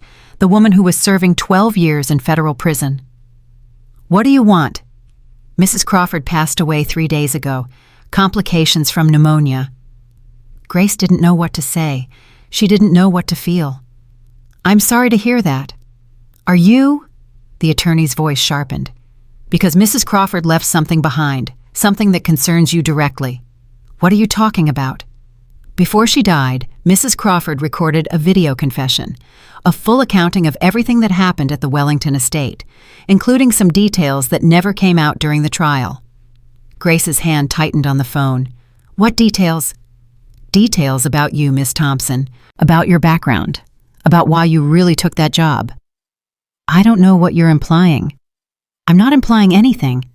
I'm telling you that Mrs. Crawford claimed you knew about Ethan's condition before you ever set foot in that house, that you targeted the Wellington family deliberately, that everything you did was calculated from the start. Grace felt like she'd been punched in the stomach. That's a lie. Is it Mrs. Crawford provided evidence, documents, communications, things that paint a very different picture than the heroic Maid story the media has been selling? She's lying. She was always lying. That's what she did. Perhaps, but her family is prepared to release this video to the press unless certain conditions are met. What conditions? Financial conditions, Miss Thompson, significant ones. Grace's head was spinning. You're blackmailing me. I'm presenting options. You have 72 hours to respond. The line went dead. Grace sat frozen at her desk. This couldn't be happening. After everything they'd been through, after all the healing and growing and rebuilding, Margaret Crawford was reaching out from beyond the grave to destroy everything. Grace drove to the mansion. She found Marcus in his study working on financial reports for the foundation. He looked up when she walked in. "Grace, what's wrong?" She told him everything. Marcus listened without interrupting. His face grew darker with every word. When she finished, he was silent for a long moment. "She's dead," he finally said. "Crawford is dead, and she's still trying to hurt us." "Marcus, I swear to you, everything she said is a lie. I didn't know about Ethan before I came here. I didn't target your family. I was just a maid trying to pay her grandmother's bills." "I know," Grace blinked. "You do?" "Of course I do." Marcus stood up and walked toward her. "I had you investigated after the trial, thoroughly. I know everything about your background, your family, your history. There's nothing there that supports Crawford's claims." Relief flooded through Grace. "Then why didn't you tell me? Because I didn't want you to think I didn't trust you. I do trust you, Grace, completely." He paused. "But I needed to be sure, for Ethan's sake." "I understand. The question now is what we do about this." Marcus's jaw tightened. "Crawford's family is trying to extort us. They're using lies from a dead woman to blackmail the people who exposed her crimes. Do you think the media will believe them?" "It doesn't matter what they believe. In today's world, accusations are enough. Even if we prove every word is false, the damage will be done. The Foundation's reputation, your reputation, Ethan's recovery." Grace felt sick. "So what do we do? Pay them?" "Absolutely not." Marcus's voice was steel. "We don't negotiate with extortionists. We destroy them." He picked up his phone. "Who are you calling?" "My lawyers. We're going to get ahead of this. Release our own statement before they can release theirs. Control the narrative." "And if that doesn't work?" Marcus looked at her with fire in his eyes. "Then we fight. The same way we fought before. Together." 24 hours later, the story broke anyway. Someone had leaked Crawford's video to a tabloid website. Within hours, it was everywhere. Maid, who saved Billionaire's son, may have been a con artist. New evidence suggests Wellington Miracle was staged dead. Housekeeper's confession exposes shocking truth. Grace watched the coverage from the Foundation office. Her hands were shaking. "They're twisting everything," she whispered, "making it sound like I planned this from the beginning." "That's what tabloids do." Marcus was pacing behind her. "They don't care about truth. They care about clicks." "But people believe them. Look at the comments." She shouldn't have looked at the comments. They were vicious. She was always suspicious. Who performed surgery without training unless they already knew what they'd find? Total scam. She probably planted that thing in the kid's ear herself. Bet she's sleeping with the billionaire. This was all about money from day one. Grace felt tears streaming down her face. "I gave up everything for that boy. I risked my job, my freedom, my grandmother's care, and they think I'm a con artist. They don't know you." Marcus stopped pacing, knelt down beside her chair. "But Ethan knows you. I know you. Dr. Harrison knows you. Everyone who matters knows the truth." "The truth doesn't matter if no one believes it. Then we make them believe it." Before Grace could respond, the door burst open. Ethan stood there. His face was pale. His eyes were red. "Is it true?" His voice cracked. "The stuff they're saying on TV, is any of it true?" Grace felt her heart shatter. "Ethan, did you know about me before you came here? Did you plan all of this?" "No." Grace stood up, walked toward him. No, sweetheart, I promise you. Everything I did because I loved you, because I couldn't stand to see you suffer. Then why are they saying those things? Because some people can't accept that good exists without an ulterior motive. Grace knelt down so she was eye level with him. I know this is confusing. I know it hurts to hear people say terrible things about someone you trust, but I need you to look at me. Look in my eyes. Ethan looked. Do you see a liar? Grace asked. Do you see someone who would use you for money? Ethan stared at her for a long moment. Then slowly he shook his head. No, I see Grace. I see the person who saved me. Grace pulled him into a hug. I will never lie to you, she whispered. Never. No matter what anyone says. I believe you. Ethan hugged her back. I'll always believe you. Marcus watched them. His throat was tight. We need to end this, he said quietly, once and for all. The press conference was scheduled for the following afternoon. Grace stood backstage trying to control her breathing. In a few minutes, she would walk out in front of 50 reporters and defend herself against accusations that could destroy everything she'd built. You don't have to do this. Marcus appeared beside her. I can handle the questions. You can stay out of sight. No. Grace straightened her shoulders. If I hide, they'll think I'm guilty. I need to face them. Are you sure? I'm terrified, but I'm sure.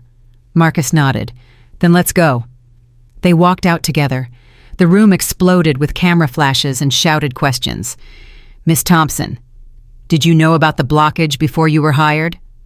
Mr. Wellington, are you aware your foundation director may have defrauded you? Is it true you're romantically involved with Miss Thompson? Marcus held up his hand. The room quieted. Thank you all for coming. I'm going to make a brief statement, and then Miss Thompson will answer your questions. He cleared his throat. 2 years ago, my son Ethan was deaf. He had been deaf since birth. I spent over $47 million trying to cure him. I consulted the best specialists in the world. None of them could help. He paused. Then Grace Thompson came into our lives. She wasn't a doctor. She wasn't a specialist. She was a maid. But she saw something that everyone else had missed. And she had the courage to act on what she saw. His voice grew harder. Margaret Crawford was a criminal. She conspired with corrupt doctors to keep my son deaf so they could continue profiting from my desperation. She was convicted. She went to prison. And now, even in death, she's trying to destroy the woman who exposed her crimes. He turned to the reporters. The accusations in that video are lies. Complete fabrications designed to extort money from my family. We have documentation proving that Grace Thompson had no knowledge of my son's condition before she was hired.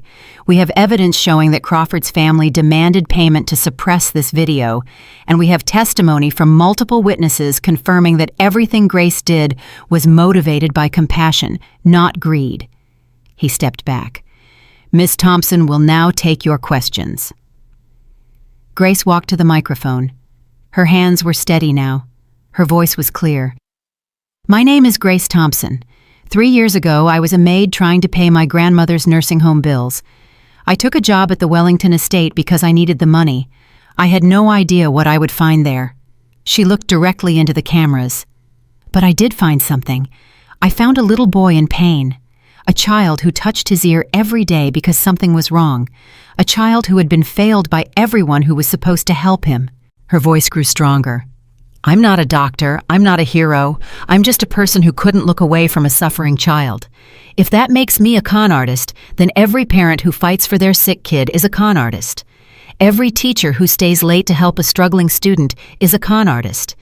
Every human being who sees wrong and tries to make it right is a con artist. She paused. Margaret Crawford stole 8 years of Ethan Wellington's life.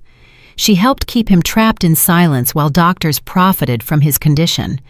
And now her family is trying to steal something else, my reputation, my credibility, the trust I've built with the hundreds of families our foundation has helped.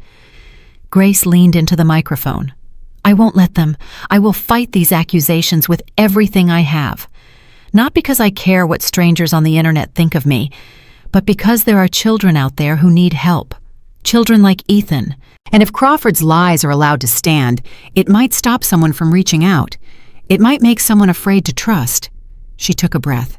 I won't let that happen, not while I'm breathing. The room was silent. Then a reporter raised his hand.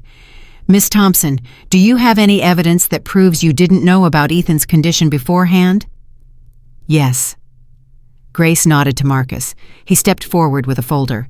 These are phone records showing that Miss Thompson had never contacted anyone associated with our family before her job interview. These are employment records from her previous positions, none of which had any connection to the medical field. And these are sworn affidavits from 12 former colleagues confirming that she had no knowledge of our family until she answered our job posting. He handed the folder to the nearest reporter. Furthermore, we have video evidence of Crawford's family meeting with intermediaries to negotiate blackmail payments. That footage has been turned over to federal prosecutors. Criminal charges are expected within the week. Another reporter spoke up. Mr. Wellington, why did you wait until now to release this evidence? Because we hoped Crawford's family would do the right thing. We gave them the opportunity to withdraw their accusations quietly. They chose to go public instead. Marcus's voice was ice. That was a mistake they will regret. Miss Thompson, one more question. A woman in the front row stood up. If you could say anything to the people who believe Crawford's accusations, what would it be? Grace thought for a moment. I would say that I understand why they might have doubts. In this world, it's hard to believe that someone would risk everything for a stranger's child. We're taught that everyone has an angle. Everyone wants something. She looked directly at the camera. But I didn't want anything except to help a little boy who was hurting. That's it. That's the whole story. And if you can't believe that such simple motivations exist, then I feel sorry for you. Because a world without compassion is a very dark place to live. She stepped back from the microphone. No more questions. The fallout was swift. Within 48 hours, public opinion had shifted dramatically. Crawford's family was arrested for attempted extortion. The tabloid that published the video issued a retraction and a public apology. 3 of the reporters who had written the most vicious articles were fired, and donations to the Ethan Wellington Foundation tripled. You did it. Marcus found Grace in her office staring at the donation tracker on her computer screen. You turned a disaster into a triumph. We did it. Grace smiled weakly. I couldn't have faced those reporters alone. Yes, you could have. You're the strongest person I know. Grace shook her head. I don't feel strong. I feel exhausted. That's because strength is exhausting. Marcus sat down across from her. It takes everything you have, but you keep going anyway. That's what makes you remarkable. Grace looked at him. Something had changed between them over the past few weeks, something she couldn't quite name. They had always been close, but this felt different, deeper. Marcus, I need to ask you something. Anything. Those reporters, they asked if we were romantically involved. Grace hesitated. You didn't answer. Marcus was quiet for a long moment. No, I didn't. Why? He stood up, walked to the window. Because I didn't know what to say, because the truth is complicated. Grace's heart was pounding. What is the truth? Marcus turned to face her.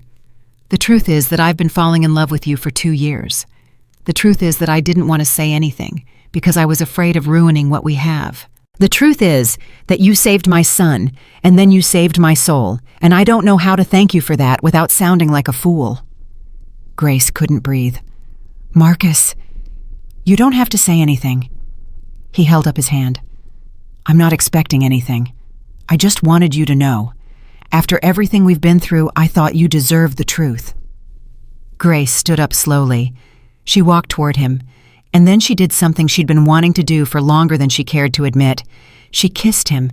It was soft at first, tentative, like they were both afraid the moment might shatter. Then Marcus pulled her closer, and the kiss deepened, and Grace felt something inside her finally click into place. When they pulled apart, they were both breathing hard. I've been falling too, Grace whispered. I just didn't know how to say it. Marcus laughed, a real laugh. The first genuine laugh she'd heard from him in weeks. We're quite a pair, aren't we? Saving deaf children fighting extortionists, apparently completely incapable of having a normal conversation about our feelings. Grace laughed too.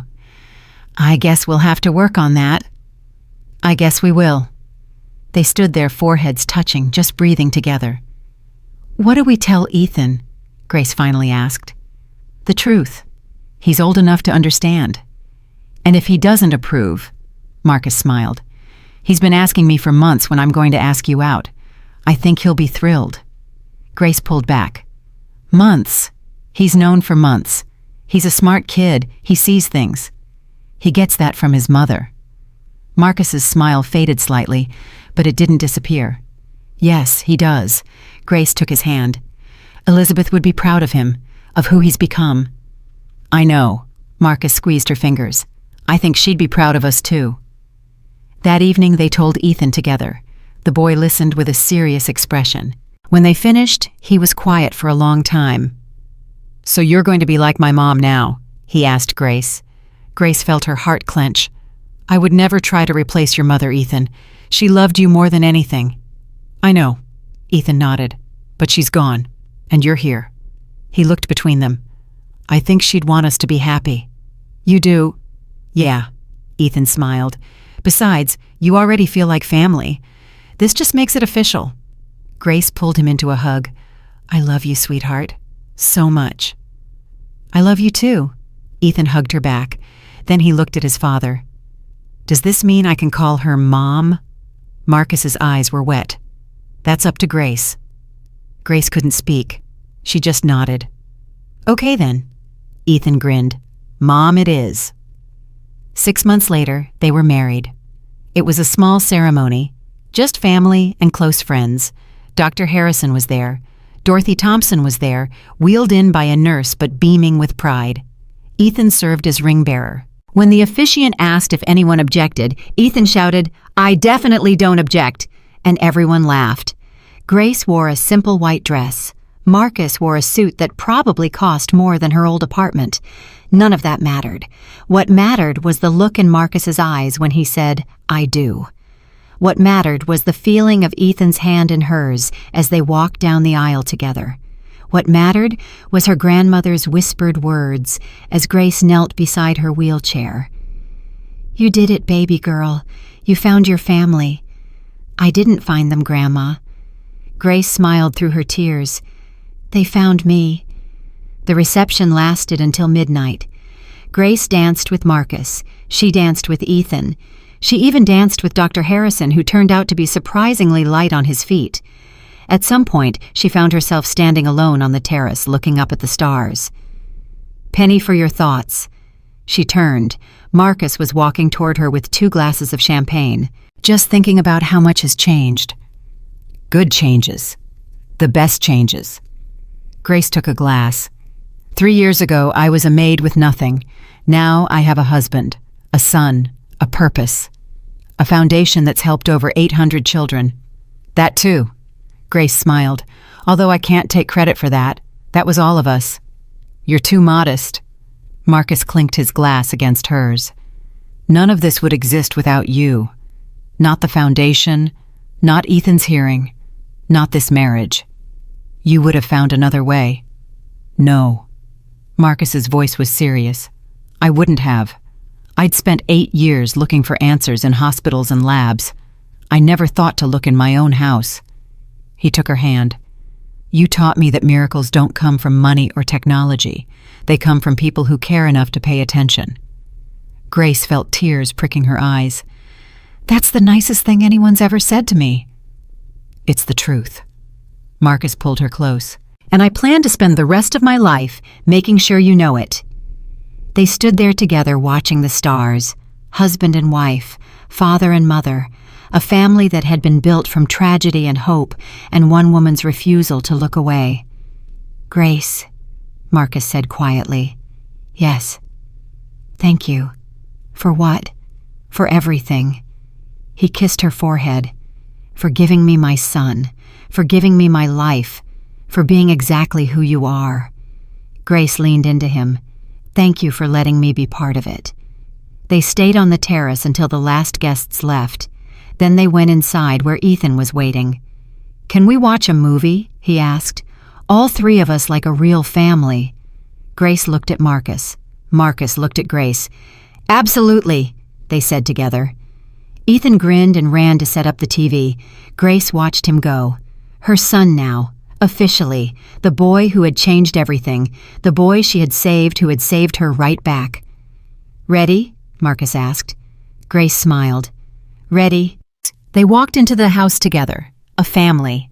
Finally, completely, perfectly whole, and somewhere up above, Elizabeth Wellington watched over them, proud of her son, grateful for Grace, at peace at last. 5 years later, the Ethan Wellington Foundation had helped over 3,000 children, 3,000 kids who could hear because someone had finally paid attention. 3,000 families who didn't have to spend millions on treatments that would never work.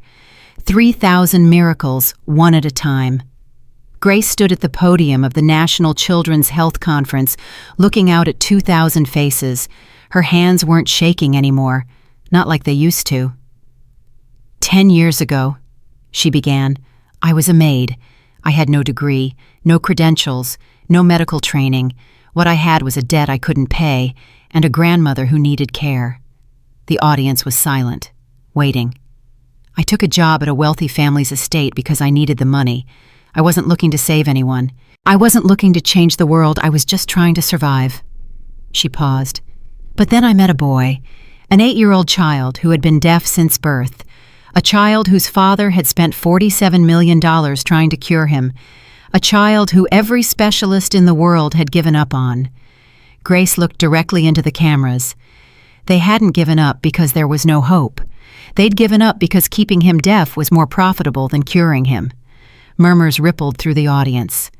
I found a blockage in that boy's ear, a physical obstruction that any doctor should have seen, that many doctors did see. But they chose to ignore it. They chose money over a child's life. Her voice hardened. That boy's name is Ethan. He's my son now. He's 13 years old. He can hear perfectly. And next month, he's starting high school with a 4.0 GPA and dreams of becoming a pediatric audiologist. Applause erupted. Grace held up her hand. I'm not telling you this story so you'll think I'm a hero. I'm telling you this story because there are children right now in hospitals and clinics across this country who are being failed the same way Ethan was failed. Children whose conditions could be treated but aren't. Children whose parents are being milked for every dollar while their kids suffer in silence. She leaned into the microphone. Our foundation has identified over 200 cases of medical negligence in the past 5 years alone. 200 children who were misdiagnosed or undertreated because someone decided profit was more important than healing. The room was dead silent. That's why we're here today. That's why we're launching the Transparent Care Initiative, a program that will require participating hospitals to submit to independent audits, to open their records to scrutiny, to prove that they're putting patients before profits. She looked at the hospital executives in the front row.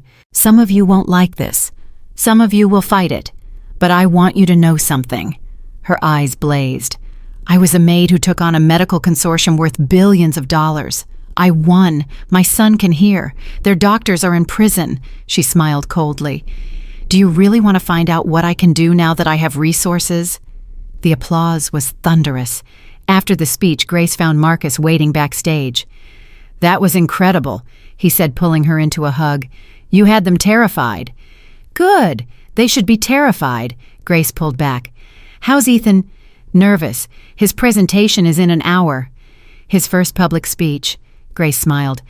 I remember how scared I was. He'll be fine. He's got your courage. And your stubbornness. Marcus laughed. That's probably true. They walked together to the green room where Ethan was pacing back and forth, note cards clutched in his hands. I can't do this, he said when he saw them. There are 2,000 people out there. What if I mess up? What if I forget what to say? Grace took his face in her hands. Look at me. He looked. You spent 8 years in silence. 8 years when you couldn't speak, couldn't be heard, couldn't share your voice with the world. She smiled. Now you have a voice, and today 2,000 people are going to hear it. But what if they don't listen? They'll listen, because you have something important to say. Grace squeezed his shoulders. You're not just telling a story, Ethan. You're giving hope to every child who feels trapped, every kid who thinks no one cares. You're showing them that things can change. Ethan took a shaky breath. What if I cry? Then you cry. Tears aren't weakness, sweetheart. They're proof that you feel things deeply. She kissed his forehead. That's what makes you special. Ethan nodded slowly. Okay, I can do this. Yes, you can. Marcus put his hand on his son's shoulder. We'll be in the front row. If you get scared, just look at us. Remember that we're proud of you no matter what. Ethan hugged them both. I love you guys. We love you too. Grace wiped her eyes. Now go change the world. The auditorium fell silent as Ethan walked onto the stage. He looked so small up there, so young. But when he reached the microphone, something shifted. His shoulders straightened, his chin lifted. My name is Ethan Wellington, he said, and until I was 8 years old, I couldn't hear anything. His voice was clear, strong, not a trace of nervousness. I didn't know what music sounded like. I didn't know what birds sounded like. I didn't know what my own father's voice sounded like. He paused. I thought I was broken. I thought there was something fundamentally wrong with me that could never be fixed. Grace felt tears streaming down her face. But I wasn't broken, Ethan continued. I was just being held back by people who should have helped me, by doctors who saw what was wrong and chose to do nothing. He looked out at the audience. I'm not here to make you feel sorry for me. I'm here to tell you that I'm not alone. There are thousands of kids out there right now who feel the same way I felt, trapped, ignored, invisible. His voice cracked slightly. But there are also people like my mom, people who see suffering and refuse to look away, people who risk everything to help a stranger's child. He found Grace's eyes in the crowd. My mom wasn't a doctor. She was a maid. She had no training, no credentials, no reason to help me except that she cared. Tears were rolling down his cheeks now. She gave me my hearing. She gave me my voice. She gave me my life. He wiped his face. That's why I want to be a doctor. Not for the money, not for the prestige, because I want to be the person who notices, the person who pays attention when everyone else looks away, the person who saves the kid that everyone else has given up on. He stood up straighter. If you're a kid watching this and you feel like no one sees you, I want you to know something. You matter. Your pain matters. And somewhere out there, there's someone who will fight for you. He looked directly into the camera. Don't give up. Help is coming. The audience rose to their feet. The applause was deafening. Grace couldn't see through her tears. Marcus was holding her, his own face wet. That's our son, he whispered. That's our boy. I know. Grace laughed through her sobs. I know. Ethan ran off stage and threw himself into their arms. Did I do okay? You did more than okay. Grace held him tight. You were perfect. That night, they celebrated at Ethan's favorite restaurant. Dorothy Thompson was there, 91 years old now, frail, but still sharp as ever. Dr. Harrison was there with his wife and 2 kids. Even some of the foundation staff had joined them. To Ethan? Marcus raised his glass. The bravest speaker I've ever seen. To Ethan, everyone echoed. Ethan blushed. I was so scared. My legs were shaking the whole time. Nobody could tell. Grace squeezed his hand. You looked like you'd been doing it your whole life. That's because I kept looking at you and Dad. Every time I got nervous, I'd find your faces, and it was like... He searched for the words. Like you were sending me strength somehow. We were, Marcus said. We absolutely were. Dorothy reached across the table and took Ethan's hand. You know what I saw up there today? What great-grandma? I saw your mother. Dorothy's eyes were misty. Not Grace, your first mother, Elizabeth. The table went quiet.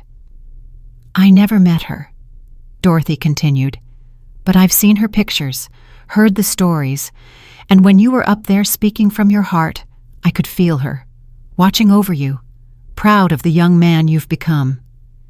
Ethan's lip trembled. "You think she'd be proud of me? I know she would." Dorothy squeezed his fingers. "She gave her life bringing you into this world. And look what you're doing with it. Look at the person you're becoming." She smiled. "That's a mother's greatest gift, seeing her child grow into someone extraordinary." Marcus's hand found Grace's under the table. He squeezed hard. "Mom would have loved you," Ethan said to Grace quietly. "My first mom. She would have loved you so much." Grace couldn't speak. She just nodded. "I think about her sometimes," Ethan continued, "especially when good things happen. I wonder if she can see, if she knows." "She knows," Grace found her voice. "Wherever she is, she knows, and she's grateful." "For what?" "For you, for the man you're becoming, for the fact that her sacrifice wasn't in vain." Grace wiped her eyes. "You're her legacy, Ethan. Everything good you do in this world, you do for her too." Ethan was quiet for a long moment. Then he smiled. "Then I better do a lot of good." 3 months later, Ethan started high school. Grace drove him on the first day. Marcus wanted to come, but Ethan had insisted on just the two of them. "Are you nervous?" Grace asked as they pulled into the parking lot. "A little." Ethan looked at the building. "It's so big." "You've faced bigger." "I know, but this is different." He turned to her. "What if they find out about me, about my past?" "What about it?" "The whole deaf thing, the Maid thing, the trial." Ethan fidgeted with his backpack strap. "What if they think I'm weird?" Grace turned off the engine. "Ethan, look at me." He looked. "Your past is not something to be ashamed of. It's something to be proud of. You survived 8 years of silence. You helped put corrupt doctors in prison. You've spoken in front of thousands of people about pediatric health care." She took his hand. "If anyone thinks that makes you weird, then they're not worth knowing. And anyone with half a brain will realize they're lucky to know someone as remarkable as you." Ethan smiled weakly. "You have to say that. You're my mom." "I'm saying it because it's true." Grace squeezed his fingers. "Now go in there and be yourself. That's more than enough." Ethan took a deep breath. "Okay, here goes nothing." He opened the door, then paused. "Mom." "Yes. Thank you for everything, for saving me, for loving me, for being my mom." Grace felt her heart swell. "Thank you for letting me." Ethan grinned. Then he was gone, disappearing into the crowd of students. Grace sat in the car for a long time watching him go. Her son, the boy who had changed everything, the boy who was going to change so much more. 6 months into the school year, Ethan came home with news. "I met someone," he announced at dinner. Marcus looked up from his plate. "Someone? Her name is Maya. She's in my biology class." Ethan's cheeks were red. "She's really smart and funny, and she doesn't treat me like I'm weird." Grace exchanged a glance with Marcus. "That's wonderful, sweetheart." "There's something else." Ethan set down his fork. "She's deaf." The table went silent. "She was born deaf too, but her family couldn't afford treatment. She's been using hearing aids and lip reading her whole life." Grace's heart clenched. "How old is she?" 14, same as me." Ethan looked between them. "I want to help her. I want the foundation to help her." "Of course." Marcus nodded immediately. "We'll set up an evaluation, see what can be done." "There's more." Ethan took a breath. "She's not the only one. Her little brother is deaf too, and her cousin. There's like a whole community of deaf kids in her neighborhood who can't afford proper treatment." He looked at Grace.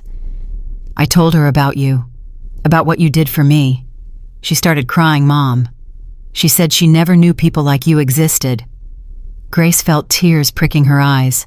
"How many children are we talking about?" "Maya says at least 50 in her area alone. Kids whose families can't afford specialists. Kids who've been told nothing can be done." Ethan leaned forward. "We have to help them.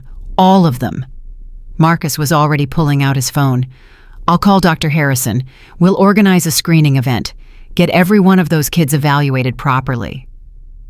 And I'll reach out to our partner clinics, Grace added. See who can donate services. Ethan's face lit up. Really? Just like that? Just like that. Grace smiled. This is what we do, Ethan. This is why the foundation exists. I know, but it still amazes me. Ethan shook his head. 3 years ago, I was just a kid who couldn't hear. Now we're helping hundreds of other kids. Thousands, Marcus corrected. And soon it'll be more. Ethan grinned. I can't wait to tell Maya. The screening event happened 2 weeks later. Grace stood in the community center watching as families streamed through the doors, parents holding their children's hands, kids looking nervous and hopeful and scared all at once. She knew that look. She'd seen it in Ethan's eyes a lifetime ago. Mrs. Wellington.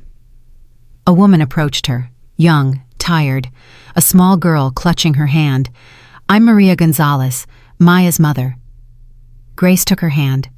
It's so nice to meet you. Ethan's told us wonderful things about Maya. He's a good boy. Maria's eyes were wet. When he told Maya he could help her, she didn't believe it at first. Nobody's ever tried to help before. Well, we're going to try now. Grace knelt down to the little girl's level. And who is this? This is Sophia. She's 7. Maria's voice cracked. She can't hear at all, not even with hearing aids. Grace looked at Sophia. The girl stared back with dark, uncertain eyes. Hi, Sophia. Grace signed as she spoke. My name is Grace. I'm Ethan's mom. Sophia's eyes widened. She signed back slowly. You know signs. I learned them for my son, before he could hear. Grace smiled. Can I look in your ears? I promise I'll be gentle. Sophia looked at her mother. Maria nodded. The little girl stepped forward cautiously. Grace pulled out a small flashlight, tilted Sophia's head gently, and there it was, the same dark mass she'd seen in Ethan's ear 10 years ago. Grace's hands started shaking. Maria, her voice was barely a whisper. Has anyone ever looked inside Sophia's ears, really looked? The doctor said her hearing nerves didn't develop right. He said there was nothing they could do. Grace straightened up slowly. I need you to come with me, right now. She led them to Dr. Harrison's station. Nathan, I need you to examine this child's ear canal immediately. Dr. Harrison looked up, saw Grace's face, stood immediately. 3 minutes later, his expression confirmed what Grace already knew. It's a blockage, he said quietly. Dense. Probably been there since birth. Maria Gonzalez collapsed into a chair. A blockage, not her nerves? Not her nerves. Dr. Harrison's voice was heavy. Mrs. Gonzalez, I don't know what doctor told you your daughter's hearing couldn't be fixed, but they were either incompetent or lying. Maria started sobbing. 7 years. 7 years she couldn't hear me say I love you. Grace knelt beside her. She's going to hear it now. I promise you. Sophia tugged on her mother's sleeve. Mama, what's wrong? Why are you crying? Maria looked at her daughter, touched her face. Then she signed 3 words. I love you. And for the first time in her life, Sophia heard them. The surgery was scheduled for the following week. It took 20 minutes. When Sophia woke up, the first thing she heard was her mother's voice singing a lullaby, a song Maria had been singing to her every night for 7 years. Sophia cried for an hour, happy tears, overwhelmed tears, the tears of a child who had finally been given back something that should never have been taken. Ethan was there for the whole thing, holding Maya's hand, watching his foundation change another life. This is what you do, Maya whispered to him. Every day. This is what we all do. Ethan squeezed her fingers. Together. Maya leaned her head on his shoulder. Thank you for not giving up on us. Never. Ethan kissed the top of her head. Never. Grace watched them from across the room. Her son, growing up, falling in love, becoming exactly the person he was meant to be. Marcus appeared beside her. You okay? Better than okay. Grace wiped her eyes. Look at him, Marcus. Look at what he's become. I see. Marcus put his arm around her. I see a boy who was saved by love, who's now saving others with the same love. Elizabeth would be so proud. She is. Marcus's voice was thick. I know she is. They stood together watching their son comfort a family who had just received a miracle. The same miracle Grace had given Ethan 10 years ago. The miracle of sound, the miracle of hope, the miracle of someone who refused to look away. 1 year later, Ethan gave another speech. This time it wasn't at a medical conference. It was at his high school graduation. Valedictorian. 4 years ago, he began, I walked into this school terrified. I was the deaf kid, the billionaire's son, the boy whose story had been all over the news. He smiled. I thought everyone would see me as different, broken, weird. Laughter rippled through the crowd. But something amazing happened. You accepted me, not because of my past, but in spite of it. You saw me as Ethan, just Ethan, and that meant more than you'll ever know. He found Maya in the crowd. She was crying already. High school taught me a lot of things. Calculus, chemistry, how to survive on 3 hours of sleep during finals week. More laughter. But the most important thing I learned wasn't in any textbook. It was this: every single person you meet is fighting a battle you know nothing about. Every quiet kid in the back of the class. Every popular kid who seems to have it all together. Everyone. His voice grew serious. Be kind. Pay attention. Notice the people who are struggling. Because sometimes all it takes to save someone's life is one person who cares enough to look. He found Grace and Marcus in the front row. I'm alive today because a maid cared enough to look. I can hear today because she was brave enough to act. I'm standing here today because she refused to accept that I was beyond help. Tears were streaming down his face. Mom, Dad, thank you for never giving up on me, for loving me through silence and sound, for teaching me that family isn't about blood, it's about choice. He wiped his eyes. To my classmates, we're about to go out into a world that's broken in a lot of ways. A world where people suffer in silence because no one pays attention. A world where profit matters more than people. He stood taller. But we can change that. One person at a time, one act of kindness at a time, one moment of courage at a time.